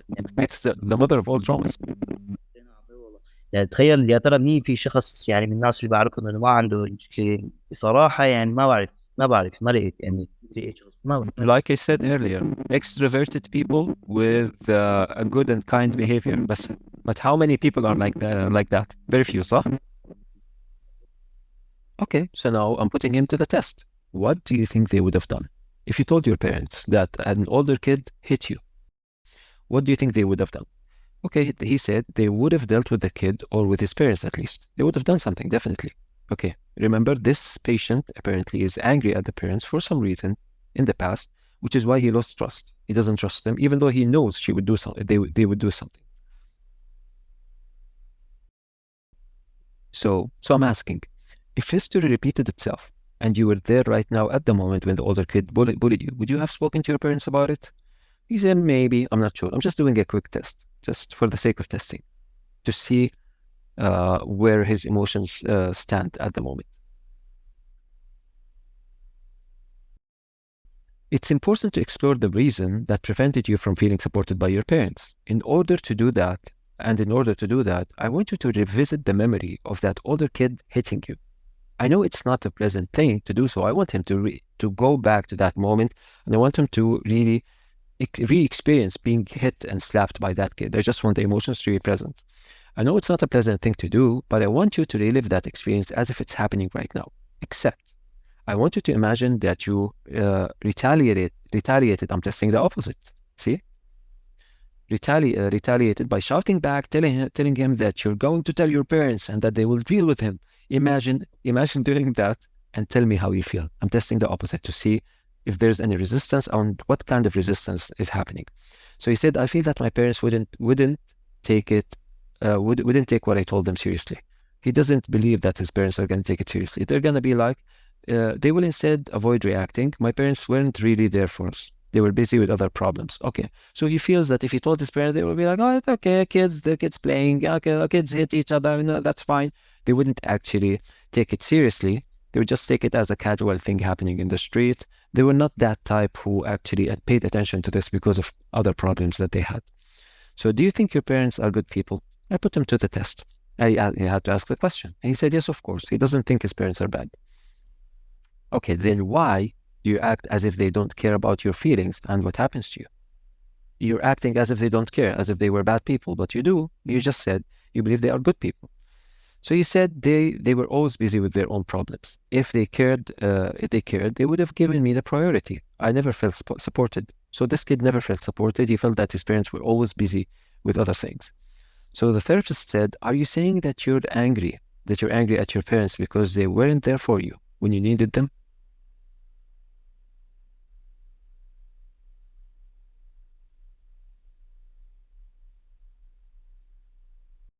And he said, I'm not sure how to phrase it. They just don't care. They're just distant people. They're distant. I mean, they just don't care. Their mindset is in a different place. So here, gestures of anger and agony were clearly showing up on his face. A lot of anger was showing up. He believed that his parents did not care the way they should have. He knew they would certainly be involved if there was an emergency, but otherwise the relationship was not intimate at all. Okay. So his parents did have issues, and he felt that, okay, they would be involved if there's an emergency. Otherwise, they really don't care. So I asked,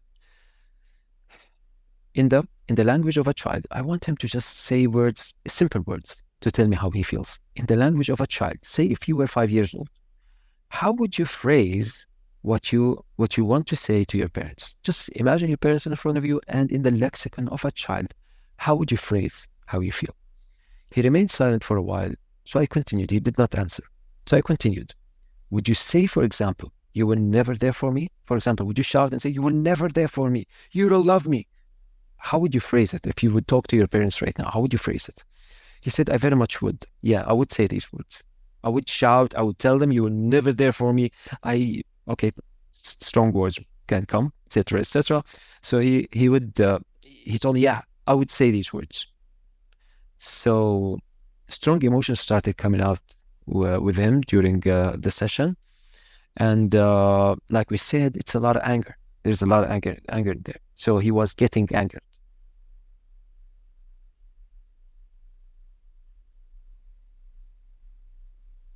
Yeah, I remember correctly. See, he was getting angered.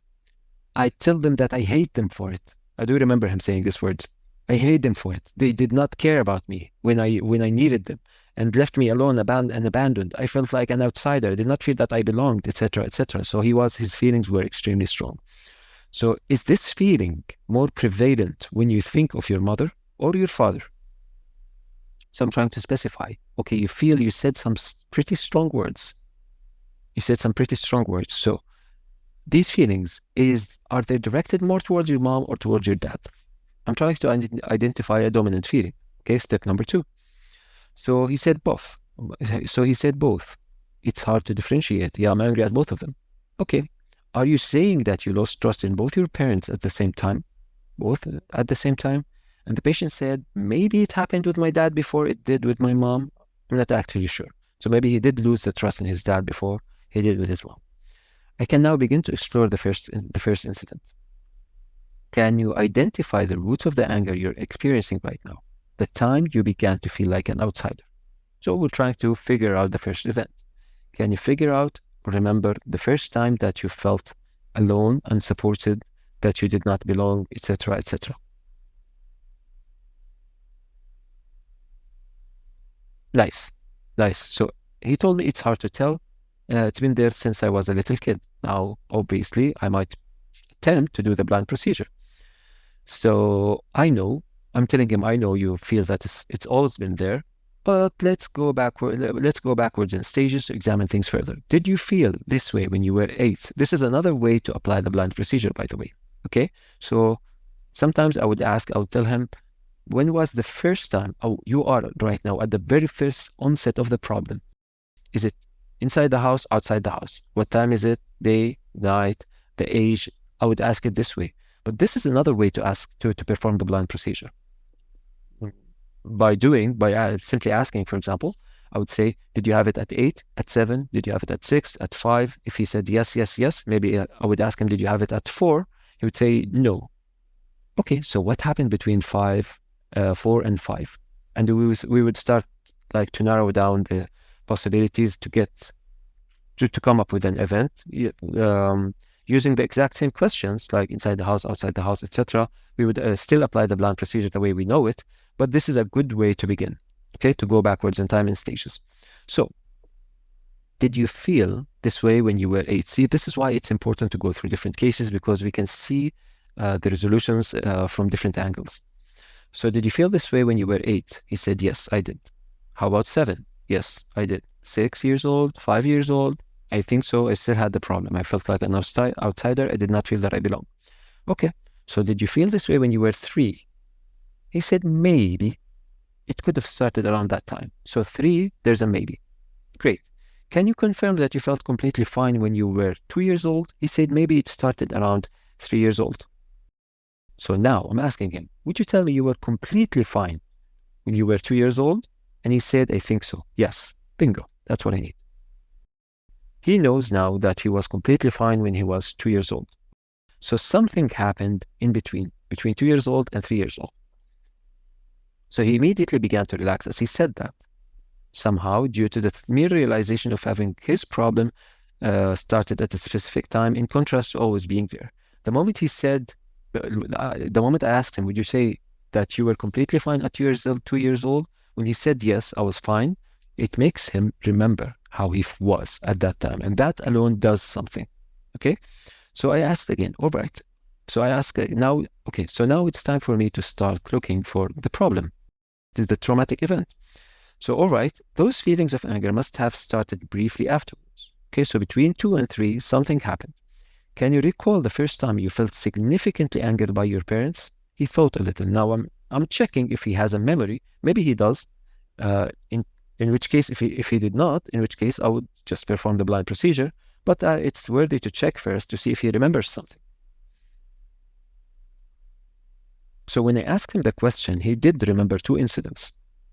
So he said, there are 2 incidents that I can recall. One is with my dad, and the other is with my mom. He remembers 2 incidents. I'm not quite sure which preceded which. So he has an event which made him angry at his mom, and he has an event that made him angry at his dad. But he's not sure completely which one was first. So I said, it's okay. Just tell me the one that feels more significant for you. Which one, with your mom or with your dad? And he told me probably the one that involved my dad. This one was more significant, or feels more significant for me right now. Okay, so what happened? He said that my dad was coming back from work, and my mom told me to rush out and hug him. So my dad was just coming back from work, and my mom told me, yeah, your dad is here, go and hug him. But as I approached him, he walked by me as if I did not exist. He ignored me completely, and I was shocked to the core by that. So he was running he was expecting his dad to hug him, just to carry him and hug him. And instead, his dad just walked by him as if nothing happened, as if he does not exist. And it shocked him to the core. And it should, actually. That's a very bad behavior from the father. So I told him, that must have been very hard on you. And he said, extremely. Things weren't the same for me afterwards. He did not trust his dad afterwards. So maybe his dad was having an extremely bad day for him to do that, but he did do good stuff afterwards. Still, it's not a good behavior. Of course, he shouldn't have done that, but he had a reason to do that at that day.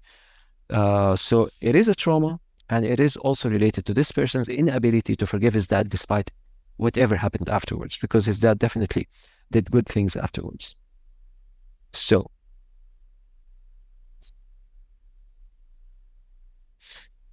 he says, extremely, things were not the same for me afterwards. He never trusted his dad afterwards.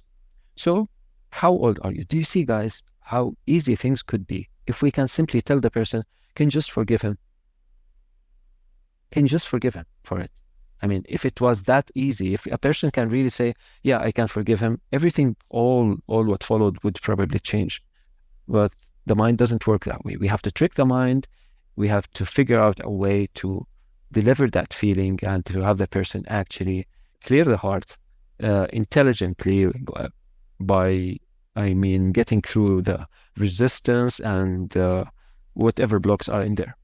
So if things were that simple, we would have resolved everything easily. Like, can you just forgive him? I mean, he made a mistake. That's it. Some people would say, yeah, I would forgive him, but that's not actually forgiving. Ideologies and the way we approach spirituality, they all say they forgive people, but in reality, they are living away from people. They do not trust people. Okay? They see themselves above people morally and spiritually. So really reaching the point of clearing the heart, the way we do it with the reverse ReiK, is extremely significant. If I go back in time, I would have probably again done that. I would have just did a primary narcissism session with this person before that, delving into all the traumas that he would come up with, because in this case, he will give me a trauma with his dad, with his mom, with the teacher in the school, with the bully, with X and Y and X and Y and X and Y. And it's all related to his inability to let go, be strong, be committed, and that's it. So they are all related in the similar, this way. And you can see more and more why it's extremely significant for us important for us to perform the primary session before we delve into traumas in these cases. And this is extremely vital. So let's continue with the session. Like we said, it gets more complicated, but for the sake of the session, for the sake of this book, we're hunting for simple traumas using the 7 steps that we've learned. Okay. So the patient said that he has a problem. He recalls a trauma with his dad, and he recalls another trauma with his mom, but the one with his dad was more significant. And he did tell us that the incident did involve him running towards his dad. His dad was coming back from work, and his mom told him to go and greet his dad. And he was running and just expecting his dad to carry him and hug him, and he did not. And unfortunately, his dad did not do that. And this was at the age of 3. And apparently, obviously, it was a very vivid memory for him. He was extremely expressive when he talked about it. So I told him, and you remember this very clearly? And he said, yes, very much so. As if it's happening to me right now. He remembers the event very well. He just remembers going down the stairs and his dad just walking by him as if he did not exist. Why do you think your dad acted this way? I mean, you said your dad is not a bad person. So why do you think he acted that way? And he said, I believe that he had problems with my mom.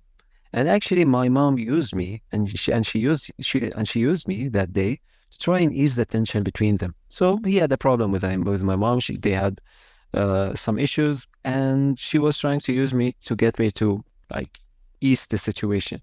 So, however, my dad didn't fall for it and reacted this way because he knew that he knew what she was trying to do. Still, it's not my fault. I mean, I'm a kid. I don't know what's happening, and he should have not. He definitely shouldn't have done that. He definitely shouldn't have done that. So I said, as a therapist, I said he shouldn't have indeed. He shouldn't have indeed.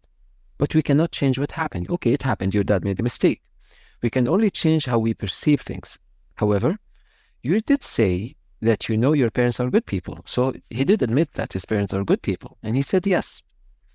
But despite that, you're still angry at them. But despite that, you're still angry at them because of what happened. And he said, pretty much so, yes. He's still angry at them, despite the fact that he knows they're good people. And they did a lot of good things afterwards. So, okay, all right. Let's try to explore this trauma. Tell me now, how did you feel as you were rushing out to meet your dad before he ignored you? Were you completely fine? So, this is the point in time that I'm trying to have him experience the pre-state of. So this is the time when he was going down the stairs to meet his dad. This is his dad, and that's the kid coming down. So this is the time. And how were you feeling just briefly before that? You're just still going down the stairs, and your dad did not walk by you as if you did not exist. So this was an interesting actually answer. So let's try to explore this trauma. Tell me now, how did you feel as you were rushing out to meet your dad before he ignored you? Were you completely fine? I'm expecting him to tell me that he felt completely fine going down the stairs. That's what I'm expecting, okay? And he said, actually, no. Even as he was rushing to meet with his dad, he was not feeling completely okay. Things felt a little awkward. He did not feel comfortable. His mom just pushed him to do it, and he was not feeling comfortable about it. So I continued with the conversation saying, at 3 years of age, this happened at 3 years of age. You remember that? And he said, yes. So you even felt awkward at 3 years of age, and that's not normal actually in families. I was like, how so? He said, I did feel that something wrong was happening. Things didn't feel normal. And I asked, how about that other incident with your mom? Okay, this is not normal. At 3 years old, you felt awkward going to meet up with your dad. So you were pretty young at that age, but something clearly was happening. Okay, tell me about the other event. How about that other incident with your mom? Tell me about it. Let's get an idea about the other thing. Was it before this incident? Were things fine with your parents before this one? So I'm trying to navigate further into the traumas because obviously he did not live a normal childhood. So he said, as I asked that, and as he tried to recall the thing that happened with his mom, a lot of anger showed up on his face as he began to remember that incident. Apparently it was also extremely strong. Okay, he said, maybe it was before this one, the one with my dad, but I'm not completely sure. So we did have 2 events. One with the father and one with the mother. He's not completely sure which one preceded which, but they both were extremely significant. So I'm seeing the gestures on his face, and I'm telling him, it was clearly very hard on you. And he said, yes, very much so. I completely lost trust in my mom since that day. So again, you can see that this patient can withdraw from people and can end up losing trust pretty quickly due to strong incidents, compared to other people who go through a lot of things and it happens. So he did have the readiness to do that. Still, his parents are doing things that they shouldn't be doing. Obviously, the father should not do something like that to a 3-year-old. But again, and we will learn about this later when we talk about narcissism, this is the wisdom of destiny, and we just have to see the lesson through it. That's one of the main arguments. So maybe it was before the one with my dad, but I'm not completely sure. Therapist said, it was clearly hard on you. And he said, yes, very much so. I completely lost trust in my mom since that day, as if she wasn't my mom anymore. Okay, so what happened? What was that event?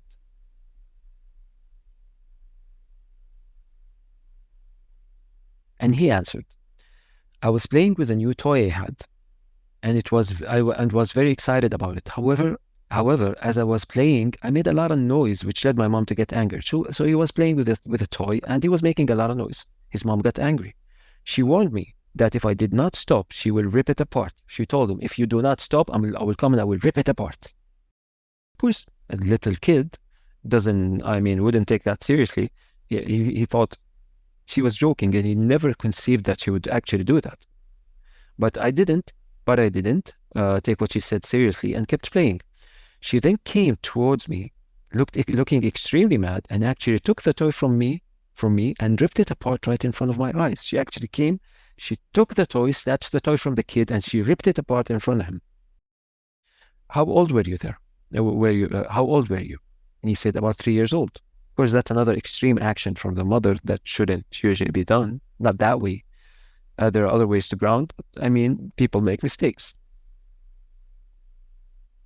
So about 3 years old, I said, this must have been a very tough experience. This must have been a very tough experience. And he said, yes, it was.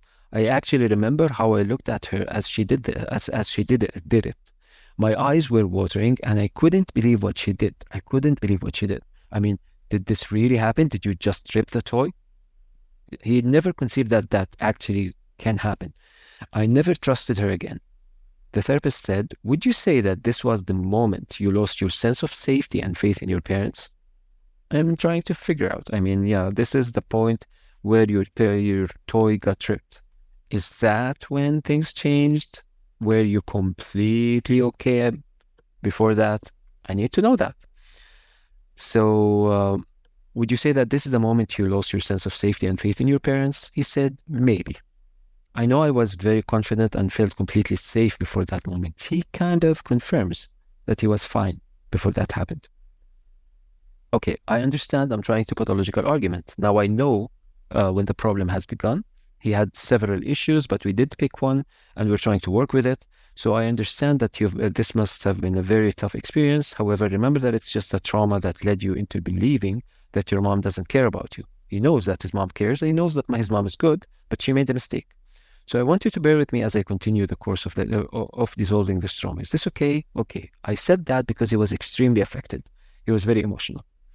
So I told him, what matters to me is relevant to the fact that you felt completely fine before the moment she ripped the toy in front of you.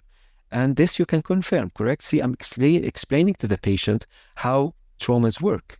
So I'm explaining to him that what matters to me, regardless, I know it's hard on you. It's hard on you. But what I care about is the fact that you were completely okay before that event. So you can confirm, correct? He said, yes, I can confirm that. And as a therapist, this is exactly what I care about. So great. This is all I need. Now, I want you to imagine going back to that moment as if it's happening right now. Imagine that she's ripping the toy in front of you. So I'm having him relive the experience. It is tough, but I'm having him to relive the experience. So imagine that she's ripping the toy in front of you, and tell me how you feel as you witness that. So close your eyes, go back to that moment, see her getting angry and ripping the toy in front of you, and tell me how it feels. It took a short while, and then he told me, I feel crushed. I hate her for doing that. He recalled how he was like a little kid looking, his eyes started watering, and he could not believe that it's happening. Did you actually do that? So I told him, I completely understand. However, it's important to ask, was this the first time you ever experienced this feeling? See, as a therapist, this is what I care about. Oh, I know you're crushed. I know you were crushed, but was it the first time? Were you completely fine before that? we keep focusing on getting them to experience the pre-state. He said, it might have been indeed. He says, yeah, it might have been the first time. Because I remember being very confident before that moment. I never would have imagined her capable of such cruel behavior. I mean, he did trust her before that. And he never expected her to do something like that.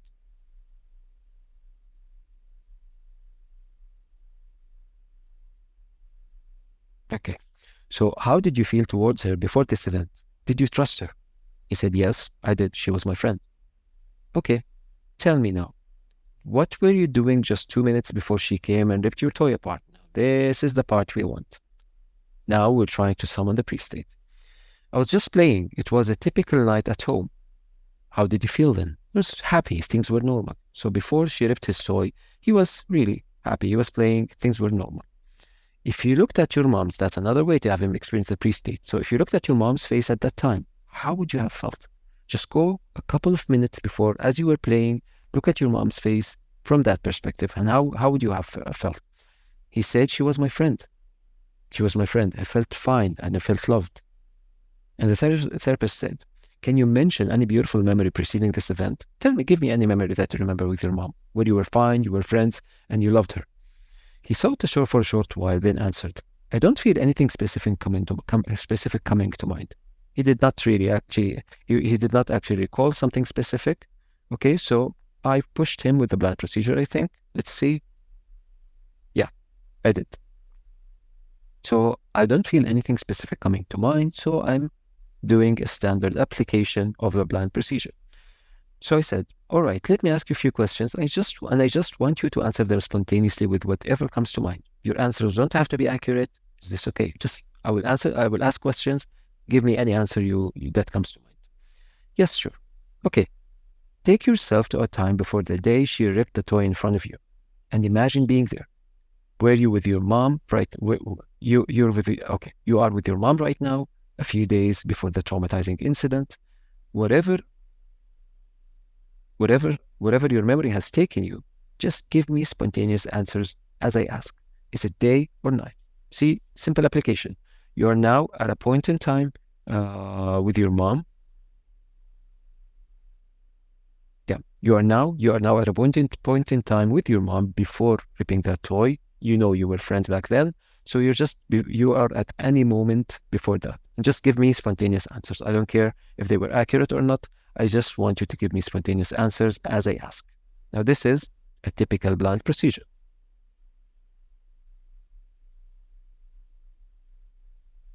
So I'm asking, is it day or night? And he says, it's nighttime. Actually, a little before. It feels like sunset. Okay, it feels like sunset for him. Are you inside the house or outside? He said, we're in the car. Okay, what's happening? I'm not sure. We're just going somewhere. It's insignificant, they're just in the car, they're going somewhere. So I asked, how do you feel towards your mom if you look at her? Looking at her face as if you were there at that point in time. How do you feel looking at your mom? He said, things felt normal. She was my friend and I could talk to her normally as if I was a grown-up man. He did not feel like a child. He felt like he was a grown-up. He was talking to his mom and he was expressing himself very naturally and spontaneously. So, and that trust was broken the day she ripped your toy in front of you. And he said, yes, she broke my heart and trust. He never trusted her back again since that day. And that's a mistake, of course. He cannot. He should forgive her and just give her another chance and be a strong person in the process. But that's how the trauma works, right? Remember that right now we're dealing with it as a simple trauma, okay? But in normal situations, if this case came back for the first time, we would probably go with the primary session before we navigate into secondary traumas, because he probably would give me a lot of traumas similar to this one with the same common factor, which is his inability to let go of things when they go bad with people. This despite the fact that things will do. People make mistakes. This is extremely normal. So this is understandable, but remember that this thought merely came to exist due to a traumatizing event, an event that can effectively happen to any of us. You said yourself that you know your parents are good people. So tell me again how you feel as you imagine looking at your mom's face if the time rolled backwards and you were with her in the car that evening. I'm trying to summon the pre-state. So I'm persisting for him to go back to that point that preceded when they were in the car with his mom, when he was in the car with his mom. And he felt completely fine in here. So I'm having him go back to this moment and just summon the emotions that were present. So how would you feel if you were there right now? He said, that's still not experiencing the feeling. We're talking on a logical level. So he said, I would feel completely fine. Would you feel confident and safe? I think so, yes. Would you have felt fine hugging her at that time? So I'm trying to have him experience the emotion more and more. He said, sure, things were normal. Okay. So as I started asking him these questions and as I started emphasizing details, more and more details, would you have felt okay hugging her? Look at her face. You were in the car. Look at her. How do you feel about her? How do you feel about her looking? How do you feel looking at her face? Would you have been able to hug her at that time to feel comfortable, to feel safe, etc.? So I asked these questions, and at one point he began to relax. He began to relax as he said this, which led me to test the change in his perception by navigating into the traumatizing event. Okay, so probably during the session, we probably went through more details than what's written right now in the book. But as we spoke, he began to relax. He started to experience how it felt when he looked at his mom at that age, when he hugged her, when he just felt normal. He did not feel that there was anything awkward going on. So when I felt that he began to relax, I asked him to move forward in time to the point of seeing her ripping the toy in front of him. Okay. So yeah, and I told him, tell me how you feel now as you imagine witnessing that. So now I asked him to close his eyes, to imagine looking at his mom as she rips the toy, in order to see if there's any change in the feeling. He was crushed a while ago. I want to see if there is something different. So he said, I feel crushed. I can't believe it's actually happening. So he was still feeling bad about it. He was still angered. I said, okay, yet again, what was happening 2 minutes before this event? I'm re-emphasizing the pre-state. I was playing, he said, I was playing, I guess. Do you see? Sometimes in session, we have to just navigate back and forth. We have to go with the emotions and just revisit something older and go back to the event and just go briefly before it. Sometimes it takes several tries until the person experiences the emotion correctly. So he said, I was playing, I guess. At that time, if you looked at her face, how would you have felt? He said, things were fine. There was nothing wrong. I said, did you love and trust her at the time? And he said, yes. Move backwards in time once more into that event at the sunset when you were in the car and tell me how you feel looking at her face. It was this moment where he actually relaxed. Okay, I did not actually remember exactly the flow of the session. So it was at that moment he told me I felt completely fine. I felt safe. When he remembered again being in the car looking at his mom, he relaxed even more. So it shows on his face. We can see the gestures on his face as we speak.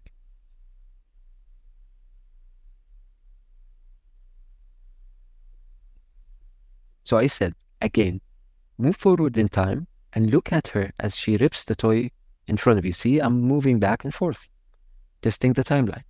So she ripped the toy 2 minutes before and the car. So I'm just moving back and forth between them, retesting.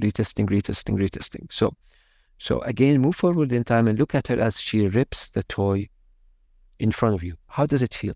Do you feel as crushed and as disturbed as before? At this moment, I'm pretty sure he wouldn't be feeling as crushed as before. So he told me, no, actually, I feel less affected by it. Well, I'm still angry at her. He still feels anger, but he's not less affected by the ripped toy. He's still angry because he thinks she should have been there for him in a better way, etc., etc. But these are different issues. So no, I feel less affected by it, but I'm still angry at her. I told him, as angry as before? And he said, no, it's different. I know she regretted it. She just made a mistake. Okay. So yet again, if you imagine looking at her as she rips the toy in front of you, how do you feel? And he said, not as angry as before.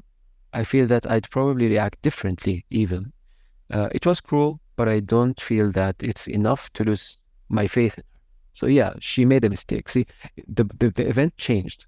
The consequence of the event changed significantly. First, it was the time he lost trust in his mom. I mean, she ripped the toy in front of me. I never trusted her again. That's what he said. Now he's like, she made a mistake. She shouldn't have done that. I mean, I'm angry at her a little, but she shouldn't have done that. See, there's a major change in perception.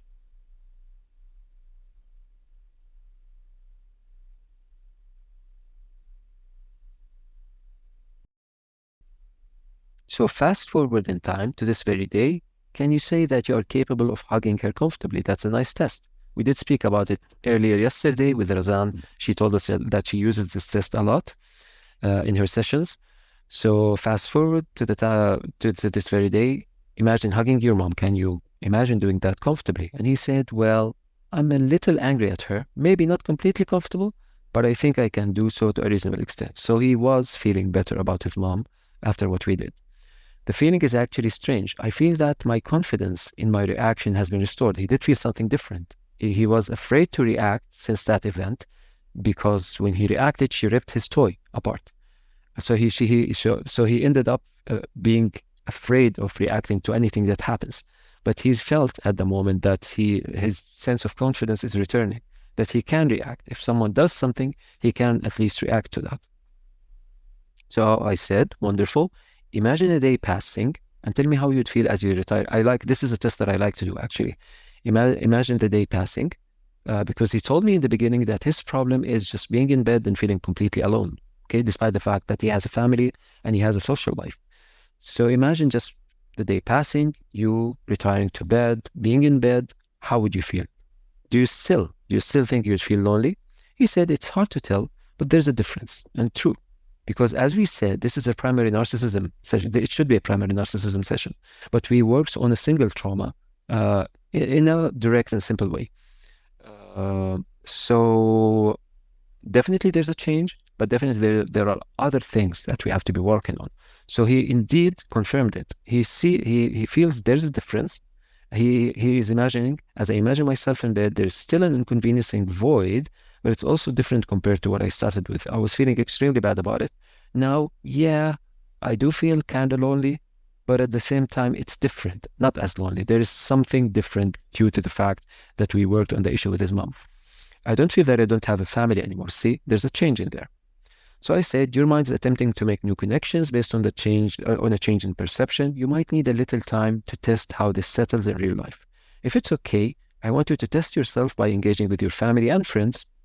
Definitely, for a while, let's see what happens. Can you do that and then give me a feedback about how things are turning out based on what we did? And he said, yes, sure, I'll do so and give you a feedback on how things are turning out. Thanks a lot. So this is step number 7. We will ask the patient to go and test the resolution in real life to see the degree of change that happened based on what we did. He did come back for other sessions. I'm not sure if I put them in the book. Actually, I forgot. But let me just do a follow-up session. We'll be discussing that afterwards. But now tell me if you have any questions.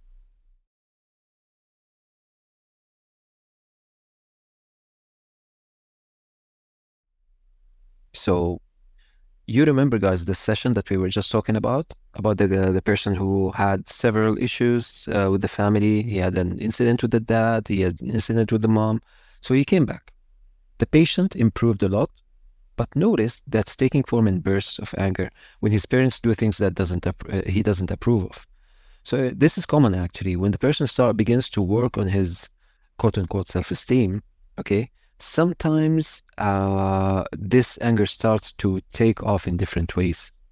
So a person who might have been shy in the beginning would begin to show signs of anger in the family, like answering back when he wouldn't have generally done that, etc. In the beginning, this is very common to happen. So he's telling me, the patient began by explaining what happened. And he said, things are improving a lot. Contrary to what I felt before, I can feel now that I belong to my family despite the imperfections. However, I'm noticing that I'm having occasional bursts of anger towards my parents. In the past, I reacted passively. So this is exactly what happened with him. In the past, I reacted passively, but now I'm talking back, and sometimes I'm even harsh towards them. I don't like acting this way because it's not like me, and I hope to work on it and to eliminate whatever is causing me to act this way. So he has a good conscience, and he doesn't like the fact that he's being angry in front of his parents. So let's begin, I told him, let's begin by accurately determining the emotions that you're experiencing. Give me a recent incident that involved you or what you told me. Again, we're applying the 7 steps. So the first thing I'm doing is just getting to know a recent event in order to determine the exact emotion that he's experiencing at the moment. So he thought a little and said, okay, this might sound quite generic, but a few days ago, I was interacting with my mom. I noticed that I was very annoyed by the way she behaves and was very edgy and uncomfortable. Why so? Okay, she just tips me off. The way she behaves, the way she looks at me. So he, generally speaking, he doesn't approve of how his mom looks even. He doesn't approve of how his mom looks or behaves. So she's just tipped off by that, which shows me actually that he's not proud of his family. He doesn't have much pride in his family. So what do you mean the way she looks at you? He said, like, I'm inferior to other people. Okay, do you feel your mom doesn't accept you for who you are? And he said, I think so. I think I do, yes. She makes me feel like that all the time. He doesn't feel that his mom approves of him. And I asked, when did this begin? So this feeling must have begun somewhere. So when did that begin? And he said, ever since I was a young boy. She compared me to other kids, and I always felt like they were better than me. This is extremely common in cases.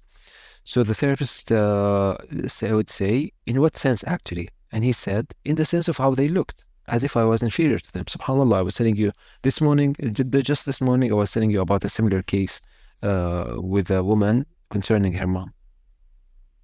So did she ever say something about this? And he said, no, not really. But I saw it in her eyes.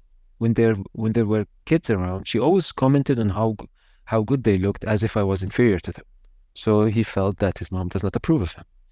So I asked, do you have siblings? He said, yes, I do. Do you feel that she did the same to them? And he said, no.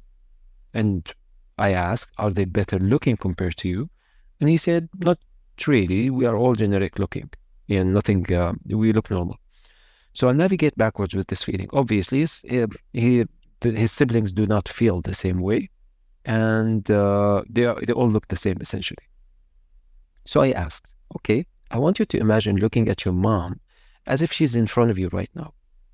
Does it strike you that she's looking at you as if as if you were inferior to others? I just want him to imagine looking at his mom, to imagine her looks, and just to tell me how he feels. Okay, I'm summoning the emotion. And he said, yes, with the way she looks at me and how she behaves. He does feel it. Okay, can you tell me about the first time you began to feel that she saw you this way? Before which, this is the question we ask, before which you know for sure that you felt she had complete confidence. You know for sure that you felt she had complete confidence in you. So I'm asking him, I'm checking if he recalls the first time this has happened. And he stayed silent for a while, then said, I don't know, maybe when I was 7. So, okay, so he's feeling that when he was 7 years old, basically it was the first period during which he started feeling this way. Meaning, before that time, he did not feel judged by his mom. So can you recall the first time he felt compared to other people? He said, I think it was a cousin of mine. Okay, also very common. I asked what happened, and he said he was very good looking and everyone in the family was fascinated by him. Okay, great. Would you say this was the first time for you to feel compared to another person? And he said, I think so. At 7 years old, it was the first time. Can't really recall an earlier incident. Okay, try to imagine reliving that first moment. A moment before you, because he did realize at this point that people admired his cousin more than they did admire him, more than they admired him. Okay, so can you recall a time before that where you felt normal? Try to imagine reliving the first moment, a moment before that, reliving that first moment, a moment before which you know for sure you felt completely accepted. And tell me what's happening. So he was like really hard to do so. He's not able to experience how he felt at that point. I will apply the blind procedure in here just to come up with a memory that we can work with.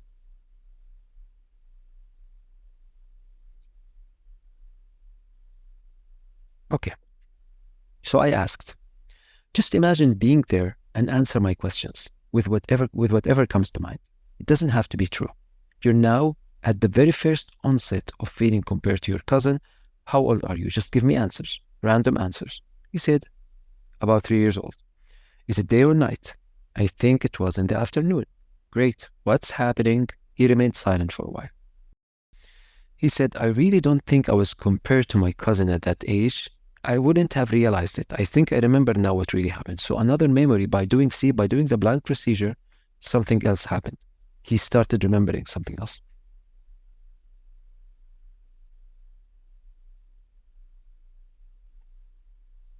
Okay, so he said, I remember my mom admiring my cousin and how cute he was at an older age. Maybe I was 7, so he remembers that memory.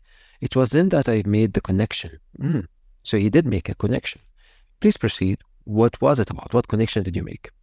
So as I was growing up, I remember my mom mentioning to me that I had funny features as a baby. So his mom mentioned to him, you were funny looking as a baby. I never understood that until I later saw early photos of mine. So he later saw photos of himself and realized that I indeed had funny features as a baby. So I said, and it hit you when your mom mentioned how cute your cousin was, right? He said, exactly. That was when I realized that. But it really didn't hit me when I was told that. But it hit me at the moment that, yeah, there's a difference in the way we looked. So I said, again, you need to understand that it's just a trauma, okay? I'm emphasizing it's a trauma. No one is inferior or superior to others, evident by the fact that there are people who are not good looking and confident, and there are people who are good looking and not confident. So obviously, the looks is not a factor that must determine the outcome. So no one is inferior or superior to others. You know that there are people who look extremely different and yet have beautiful and outgoing personalities, right? And he said, yes, sure. I've actually always envied those people and wondered how they can do it and how they are not affected by the way they look. And I said, it's indeed just a trauma. Let's go back to the first time you were compared to others.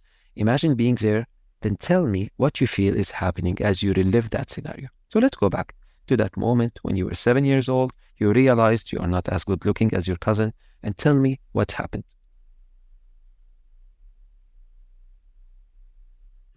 He said, I guess things hit me at the moment. At the moment I saw the photo, and I realized that I indeed didn't look as good as a child. I asked, do you think that you don't look good? Okay, he was a good-looking person. He did not have any funny features anymore, and he was completely normal, which is why I confronted him with the question. So he said, no, I don't. He doesn't think that he doesn't look good. He looks okay. What's the reason you're still affected by this then? So you know you're not bad looking and you're okay. Of course, this is just a logical question. It's not going to resolve the trauma, but I'm just stimulating more and more emotions. So what's the reason you're still affected by this then, if you're good looking right now? He said, it's hard to explain. It's just a feeling. It's like I'm very self-conscious when I'm around people, and I don't feel that I deserve to be accepted. Again, an introverted narcissistic case. So I said, and you think it's because of how you look? He said, yes, probably so. He does not approve of the way he looks.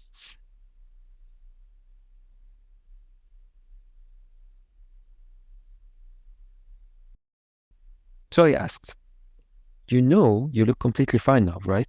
He stayed silent for a short while. He said, I know that, but I still can't help but feel inferior. So it's a feeling, of course. It's a trauma, it's a feeling. So I said, do you think that you were also rejected by your parents because of how you looked? And he confirmed it. He said, yes, I think they rejected me because of how I looked. He was completely confident that this was the case. Completely confident. And I said, I know that it isn't easy for you to feel this way, but here again, you have to know that it's just a trauma, and we can simply dissolve it, that we can simply dissolve by delving into its roots. Now, do you think that you had these feelings when you were 5? And I was surprised. He said, yes, I think so. Okay. Again, how about at 4 years old? He said yes. At 3, yes, but they were less intense. So at 3 years old, he was not the feelings were not as intense, so they did begin probably at around that time. Do you remember, guys, what we said? At 1.5 years, you were running around the house. So what happened? So how did these feelings begin? Did you feel this way before that age? He said, I don't think so. Great, we have a timeline. 3 years old, and he was fine before that. Yes, I would say so. But at 3, things started to change for you. Yes, great, what happened? All right, think of that cousin of yours right now. Do you feel inferior to him? And he said, not now, no. But I did feel like this when we were kids. So he felt inferior as a child, but now that they are grown up, he does not feel that he's inferior in any way. So the therapist says, what do you feel as you picture him in front of you? How do you feel if you picture and imagine your cousin in front of you? He remained silent. And he said something similar to an agonizing pressure, a deep feeling of melancholy. He still feels sadness when he thinks about his cousin. So I told him, was this feeling present when you were 3? Was it? He said, I'm not sure. How old were you when you saw the photo? Maybe 7. Okay. So he realized things. He did feel uncomfortable as a child, but it hit him hard when he was 7. Did you feel that your mom didn't accept you for who you are back then? He said, yes, the feeling was present. I did not feel accepted by my mom. It's like she did not want me. She wanted a better child. So, okay, please move backwards in time into the age of 2, considering the fact that you felt completely fine and loved back then. I want you to try to imagine reliving that beautiful state for a short while. Great. So I want you to go backwards in time and to relive being 2 years old when you were completely happy. Okay? At 3, things changed, but at 2, you were fine. So he spent some time in silence and said, I can't seem to get myself to feel this way. Of course, we're looking for him to start to experience a pre-state, a time and place where he felt completely accepted and loved by his mom. This was when he was 2 years old, and that's exactly what we want. So he can't seem to get himself to feel that way. And I told him, it's okay, just imagine that you went back in time and that you are 2 years old. Then give me whatever spontaneous answers. See, I'm doing the blind procedure again in here. Give me whatever spontaneous answers come to you as I ask. Is it okay? I got a confirmation.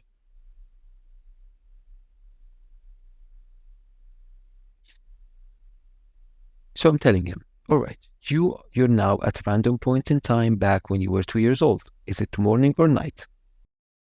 So he was resisting to give me an answer. He had a lot of anger. Even that simple question, he did not answer it right away. So I had to continue and say, you know, your parents loved you, right? They just had problems of their own. So I just had to loosen things up a bit. And he said, yes, but I'm angry at them at the same time. It's like I don't want to be close to them because of the way they treated me. So he feels angry at his parents because of what happened. And I asked, did they really mistreat you that much? Really? I mean, are you exaggerating? I'm sure they did a lot of good things for you too. And he said, well, yeah, they didn't mistreat me in the conventional sense, but the way they compared me to other kids made me feel worthless all the time. Okay, so they were not bad parents, but this is how he felt interacting with them.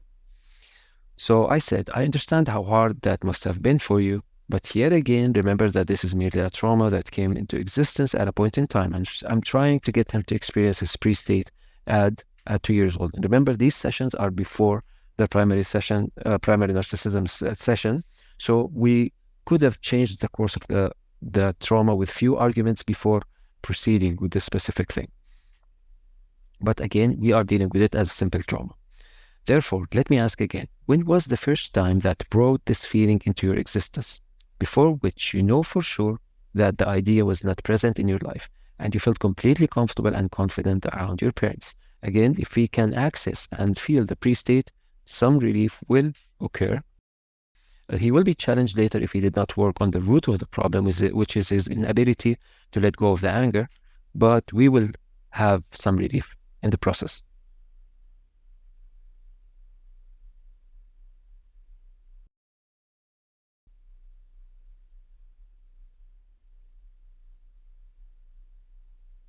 Okay, this is interesting.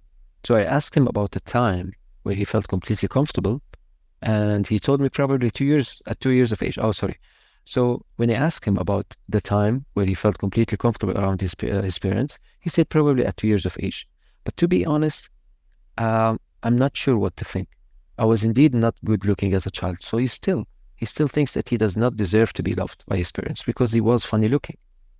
So I'm telling him, are you telling me that people who are not good looking don't deserve to be happy and confident? I mean, they don't deserve to be loved just because they are not good looking? He said, no, of course not. Okay, then the problem is only with your perception, because I'm sure you know of a lot of people who are not so good looking and yet have great characters, confident, they feel safe, they love their families. Therefore, let me ask you again, did you feel completely fine when you were 2 years old? So I'm trying to summon the pre-state. He still feels that he doesn't deserve to be confident and happy because he's not as good looking as his peers or cousins, etc. So he said, yes, I'm quite sure I did. At 2 years old, I felt fine. Great. Let's summon the pre-state. Remember, it's all about him experiencing how it felt back then. If he can experience it for a flash of a second, something happens. And that's what we're after. Good. So go back to that time and imagine standing between your parents with your cousin in front of you. If that was happening right now, would you say that you'd feel inferior to him in any way as you look at him? I'm telling him to imagine at 2 years of age standing in front of his cousin with his parents, okay? So he's standing with his parents, his cousin is in there, and he's looking at them. And I want to see if at 2 years of age, he can look at his cousin and feel completely fine and safe and accepted by his parents. I'm trying to summon the emotion. Or would you feel completely normal and safe doing that? Take your time, imagine being there. So he said, I have to admit that there's a difference. I see that he's just a kid, as I am. Okay, so something interesting happened in there. When I asked him to imagine being 2 years old, 2 years old, standing, and remember, this patient hasn't experienced with the right method, so now he's going with the flow as I speak. So when he imagined looking at his cousin standing between his parents at 2 years of age, he looked at his cousin and he was like, okay, I have to admit, there's a difference. I can see that he's just a kid, as am I. He doesn't see that, okay, oh, kid compared. He just was able to see his cousin as just a child. So I told him, okay, imagine your cousin in front of you right now. I'm doing some time shifting. Okay, so we have this incident at 2, or this imaginary incident at 2, and we have the change at 3, and we have the current time, okay? So I came back from here to the current time and I asked him, imagine your cousin in front of you right now. I want to see. Before, if you remember, he told me that he feels melancholy and a pressure when he imagines. There's still lingering anger when he thinks of his cousin at this age, despite the fact that they both look fine right now. So I told him, imagine your cousin in front of you right now. Do you feel that you are inferior to him? And he took the time to imagine and he said, no, not really. I feel better, just a little bit angry maybe. So there was anger, a lot of anger, but now imagining his cousin in front of him, he feels just a little bit angry, but yeah, it is better. It does feel better. So I went and said, move backwards in time once more into the age of 2. I went back to the age of 2. I'm re-emphasizing the feeling. And look at your cousin and as you stand between your parents, would you say that you would have felt angry at him back then? At 2 years of age, looking at your cousin, would you have felt angry in any way? You're 2, you're between your parents, you're looking at your cousin. At that age, I mean, there is anger, of course. Even as I say it, I can feel that if he looked, he would feel some anger. But this is what I'm going to be challenging him with. Because at 2, he did not feel anything like that. So move backwards in time to the age of 2. Look at your cousin as you stand. Would you say that you would have felt angry at him back then? He said, no, we enjoyed playing together. Oh, this was his pre-state. This is the time. He remembered and recalled how they played together and they just had fun. And he never had that thought of there being any comparison or so. So we enjoyed playing together before I realized that people compared us based on looks. So again, I went back to this time and told him, imagine that he's in front of you once more. At this point in time, how do you feel doing so? And as he imagined, I bet that he felt much better imagining his cousin at the time being. So he said, yeah. So he said, I feel much better towards him. there are negligible feelings of sadness, but I think I can handle it. So we did dissolve the feeling that was present 5 minutes ago as we were speaking about, as we were imagining the same scenario. So I told him, do you feel that you are inferior to him in any way? On a logical level, do you feel that? He said, not really. Not now, at least. However, I have to admit that I still have a little anger in me. So there's still a little anger due to what happened, but yeah, it's different. So I did ask, why? Because he was good looking? He said, it was unfair. I really don't know what to say. So there was a lot of comparison. This is where the divine wisdom argument steps in, okay? Because we have to accept that there's a reason for how things play in life. So, and we're going to be talking about that when we discuss narcissism. So I told him, why? Because he was good looking? He said it was unfair. I mean, it was unjust to me. So I asked him this question. I told him, is it his fault that he's good looking?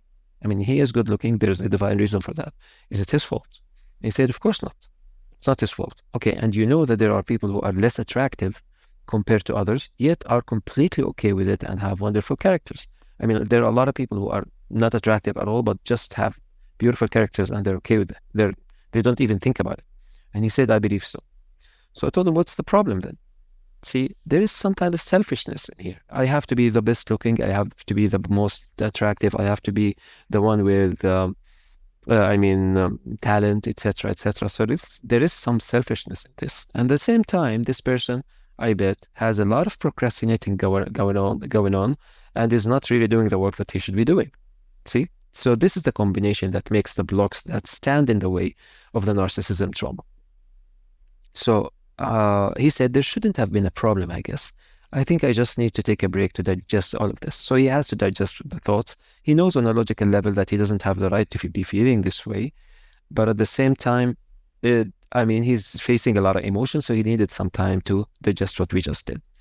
So I told him, I said here, fair enough. Do you think you can test yourself against these feelings for a while? And he said, yes, I think so.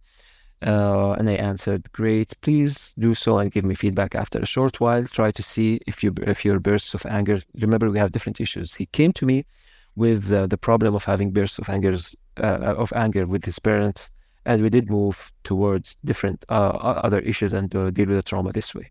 So as you can see, we can navigate through these traumas from different perspectives, but we have a commonality, the introverted narcissism commonality, which is why we choose in the future now, we choose to work on, we choose to perform the primary narcissism session first, instead of delving into details that can really be endless if we do it without, if we do it this way. He is improving with every session, but there's a better way to do it. So note, the patient reported that his feelings of loneliness have changed significantly, which is great. He interacted with people more confidently, and his relationship with his parents improved a lot. He knew they loved him, so he did improve with what we did, okay? And hopefully he's keeping up with the habits, and he's doing his best to not play victim, to not hold grudges against people. These are all things that have to be done, of course, to get into an ideal state.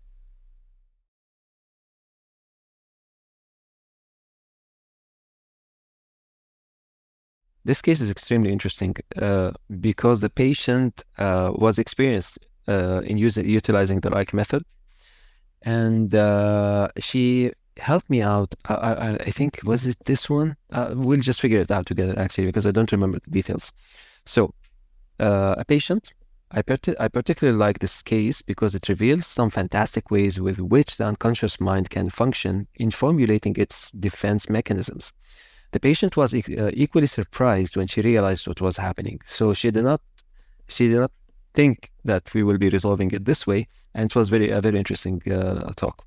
So at the beginning of the session, the patient found it very hard to talk. She was extremely emotional and she almost wanted to cry.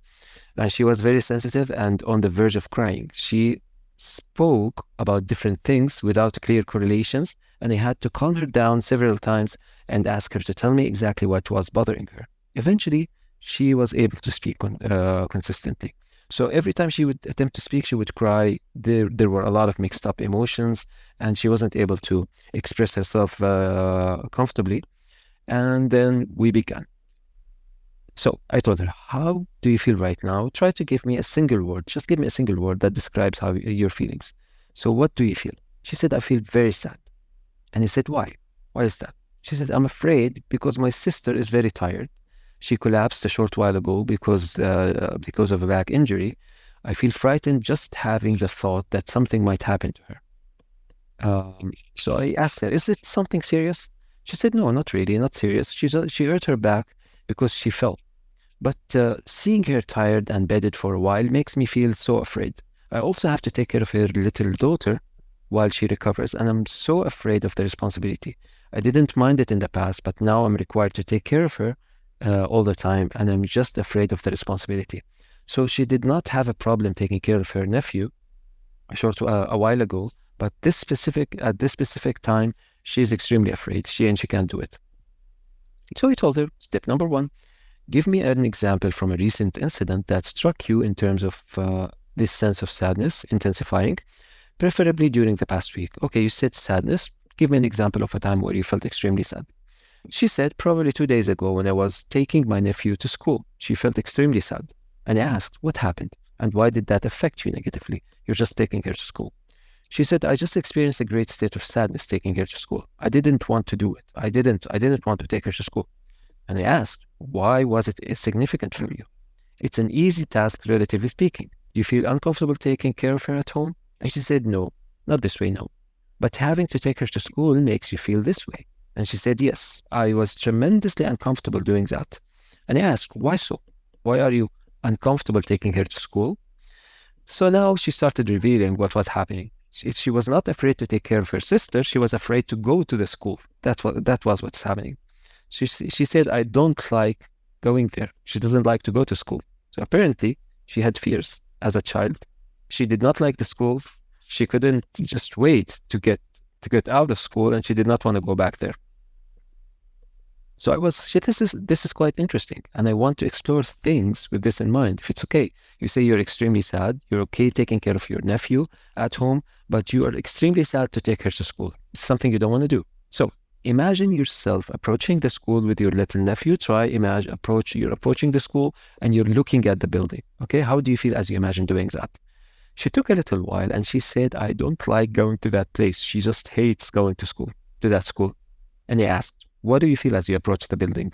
Is it fear? Are you afraid? She said, yes, I'm afraid. Okay, what triggers this fear? The students or the teachers?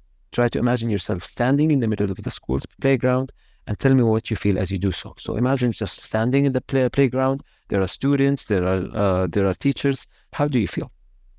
She said, I feel very uncomfortable and tremendously under pressure. She has social anxieties. Yet again, unbelievable. Okay, so I'm trying to specify the emotion. Are you afraid someone would hurt you? Try to explain why you feel uncomfortable imagining that.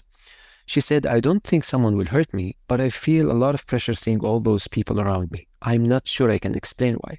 And I said, all right, imagine standing in the middle of the playground and try to feel that pressure as if it's happening and intensifying right now. I want to summon the emotion.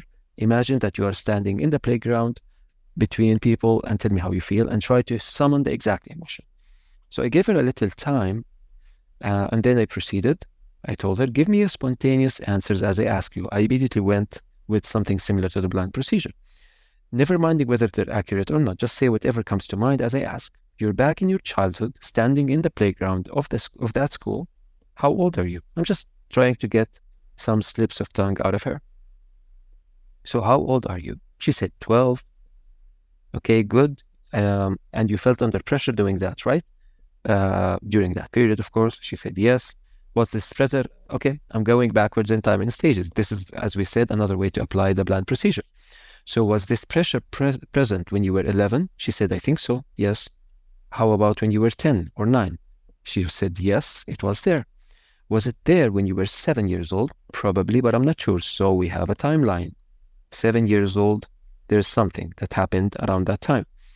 When would you say it was the first time you ever felt this kind of pressure when you were at school? She thought for a while and said, probably during the 4th grade or around that time. So let's say 4th grade. Of course, around the 4th grade, she started feeling something. I'm saying, are you saying that this pressure did not exist before that time? She said, I'm not sure, but I think not. So around the fourth grade, I'm not sure about the age, but let's say before the fourth grade, she was fine. Great. So we have a reference point that we can work with.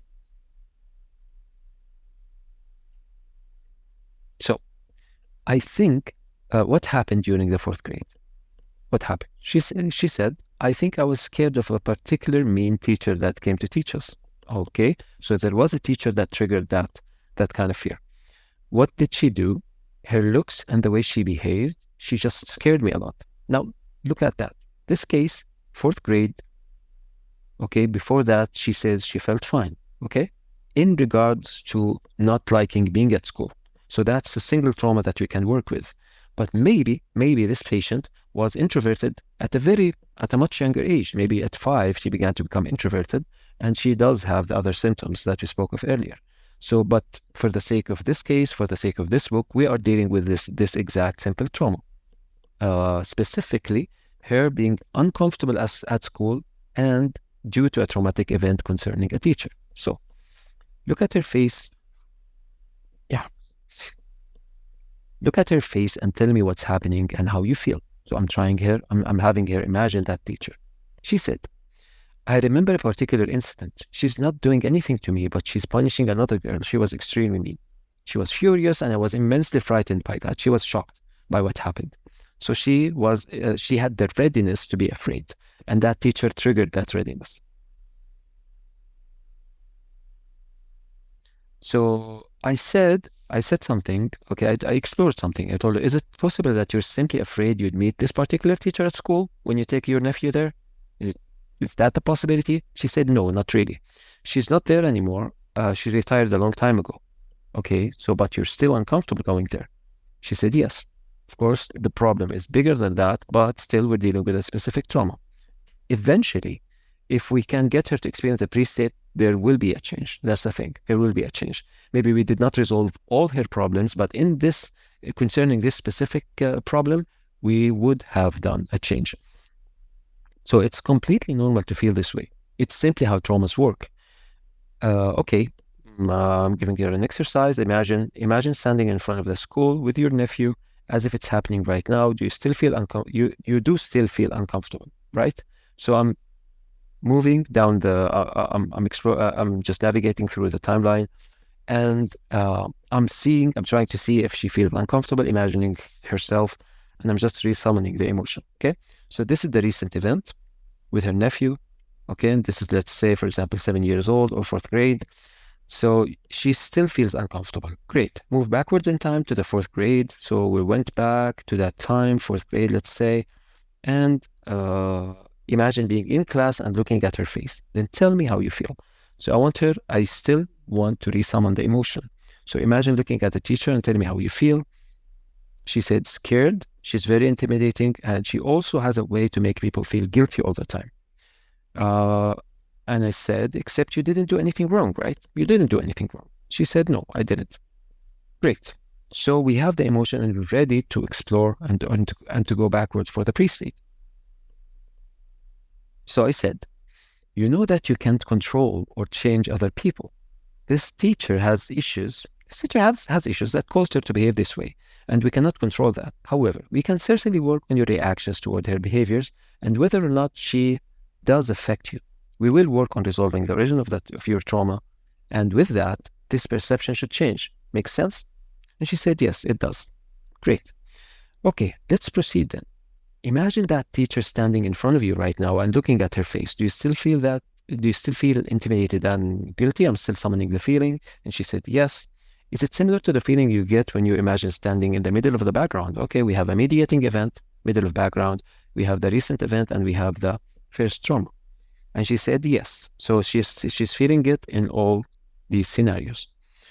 How about as you approach the school in the morning with your nephew? Is it also similar? So I'm testing again, just having her emotion be present, making sure that she's feeling the feeling right now. And she said, yes, it's very similar, but I can say it's the same kind of pressure. Great. So did this feeling exist before the 4th grade? Before you knew that teacher or had any encounters with her? She said, I'm not sure.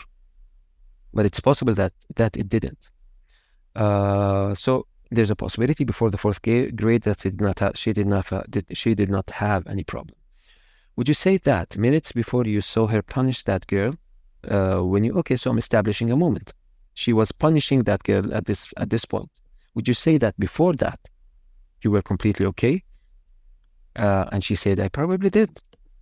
She thinks, yeah, she was okay in the same classroom before she saw that teacher punish that girl. She felt okay. So this is a moment, this is a time where where we can summon actually the pre-state. And indeed, her face began to relax as she said this. This marks the beginning of resolving the trauma. And I said, what was happening? See, I'm intensifying the emotion by asking about details. We are at the pre-state, and I'm asking about the details. What was happening minutes before you saw her doing that? She said, we were in the classroom playing around. I think it was the break between classes. So it was the break between classes. They were playing around. Things were normal. The teacher came and she punished really harshly another girl. And that's what made her scared.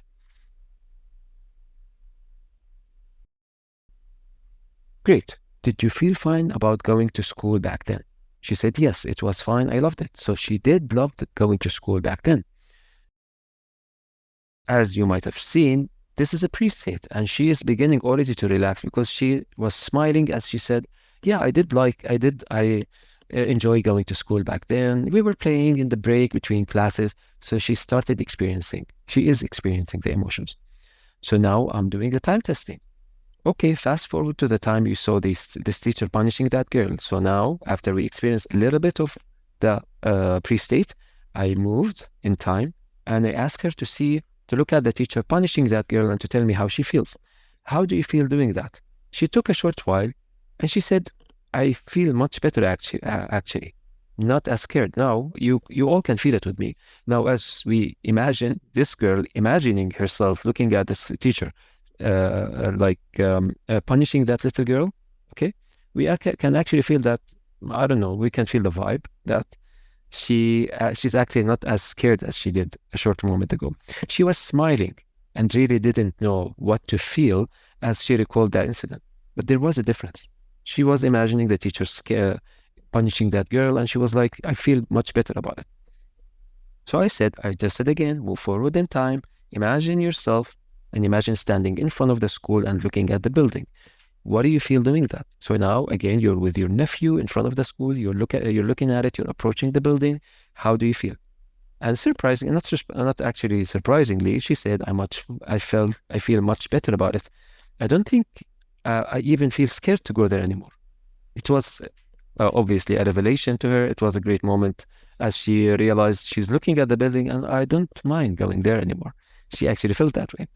So I told her, can you picture yourself going into that building comfortably? And said, yes, I think I can do that without feeling distressed, at least not like before.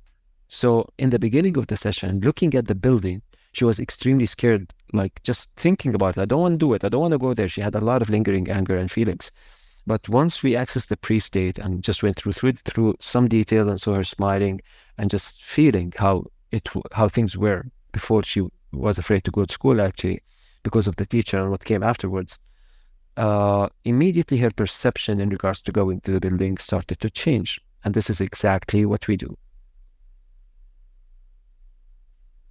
Okay, so do you see how your fear took, this was the interesting part. Do you see how your fear of going to that school was the actual reason behind your recent depression when you had to take care of your nephew? So she was extremely depressed because she had to take care of her nephew.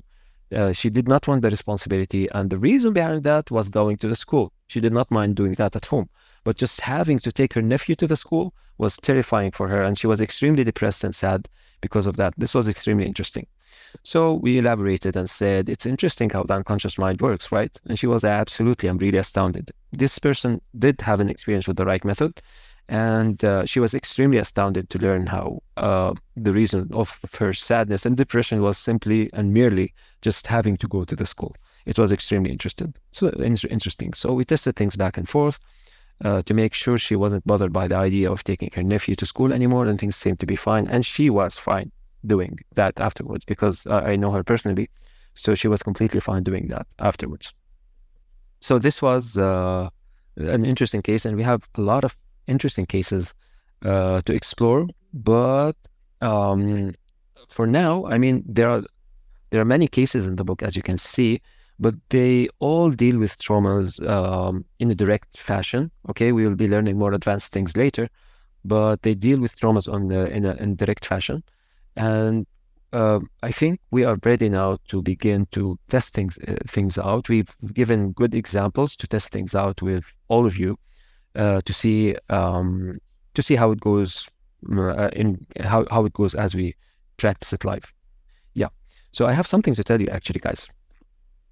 I once had a very interesting session, a conversation, let's say, during a session with the mother of a child.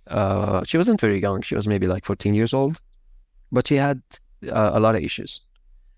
And I did have a little, at the end of the session, I think, maybe, or on the next session, I did have a conversation with the mother. And she told me something very interesting. She lives in the US. And she told me, do you guys know about the Scientology movement? I'm sure most of you know about it, right?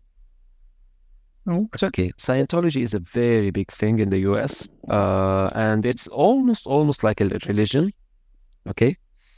And they have big celebrities for participants. For example, Tom Cruise and a lot of people belong to that church. Yeah, I read something about this one Yeah. time. It's a church, and they have a lot of followers, and it's a big movement with a lot of money, etc., etc. Yeah. But they have something they do. What they do is, when they get newcomers to the Scientology, they have to clear them. Yeah, they have to clear them. From their daughters and from their families. That's Clear what I them read. from their traumas. Traumas. Right? Yeah, so they have to clear them from their traumas, and for that, Yeah, that's very true. I have so Exactly. many friends, actually Yeah. closer friends from this church. yeah, and they perform a lot of sessions to do the clearing. A lot of sessions. That's right. That's right. So what's interesting, Rita, this patient, actually, or the mother of the patient told me, I actually took my daughter to take clearing sessions in the Scientology church. Okay. Yeah. So she had her do a lot of sessions. And she explained to me, because they do not reveal this publicly, but she told me it's very similar to the ReiK method, except the ReiK method is better. I'm like, really? Okay, tell me more. And she's like, what they do is, they get someone, people have traumas, right? So what they do is, they ask you, for example, I would ask you, Rita, no, what's your trauma? You'd say, for example, I'm afraid of dogs. Okay?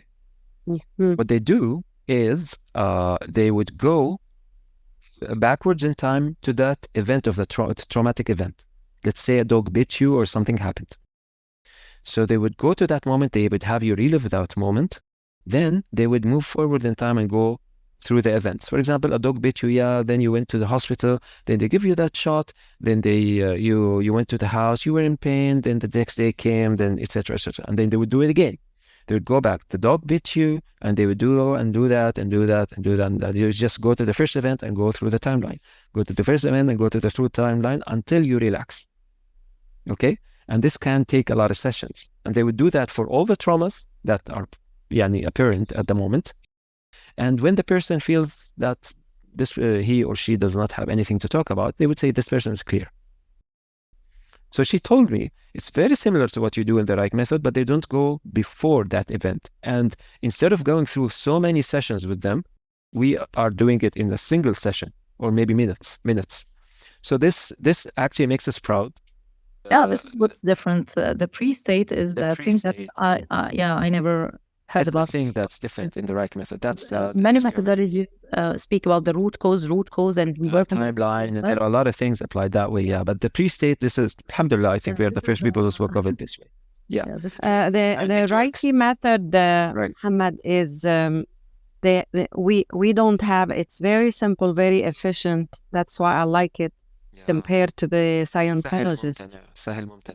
Although I am very convinced that they have a really something special and unique to treat people, Which and is it why- worked.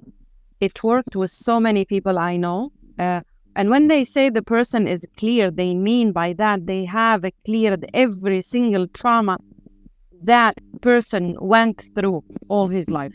I think Every that's single one. kind of impossible, which is fine. there is I mean there is a marketing aspect to that. Yeah. Okay. I know a lot of famous Scientology Yes, members, yes, we okay? know.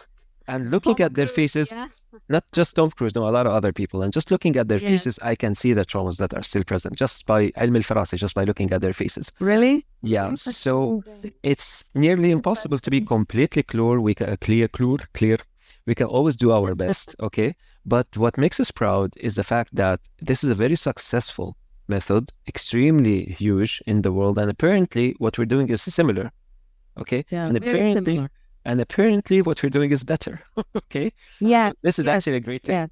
Yeah. The shortest way. The shortest way to do it. Inshallah. But for the Scientologist, in order to clear you, you have to be one of them. That's the thing. There's a marketing aspect.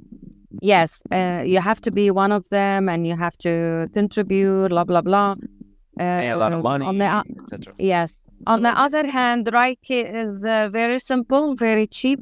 If you know how to do it, and you could do it to yourself, right? Self-ReiK. It is something exactly. It is something that we can change the world with, and hopefully, inshallah, especially beginning with this one, the English course, we will be able to spread it very wide and help people out with it. Yeah. So we're gonna have a lot of things. Spread the word.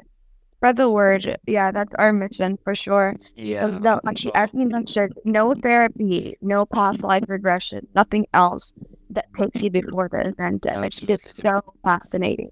Absolutely, dear. Absolutely. And we have a lot of responsibility, as you can see. Anyway, we're going to be talking about diseases and traumas. We're going to be talking about sexuality and returning the balance. We have a lot of responsibility. Alhamdulillah, what we have is a very effective tool. Inshallah, always it's being done in a direct and honest way with a lot of integrity. Allah win, because we do have a lot of responsibility in that. Yeah, that's very important, Mohammed. Integrity. That's the most. Absolutely, dear. Great, guys. So I guess we're done with the day. We'll take some rest now. وبكرة I'll give you a brief about the accounts. Okay. وبعدين I will demonstrate it actually with screenshots. You have to understand how to navigate through the accounts and interfaces. This is very important. وبعدين we will begin to practice. You mean our accounts that will be activated? You will have two accounts, each of you, with the same credentials, username and password. So the two accounts, one is for the academy, where the stored recorded course and the exams are going to be present. And the other one is for your therapist account, where you will be receiving sessions later through the website. So I'll be showing you that in order to know how to deal with them.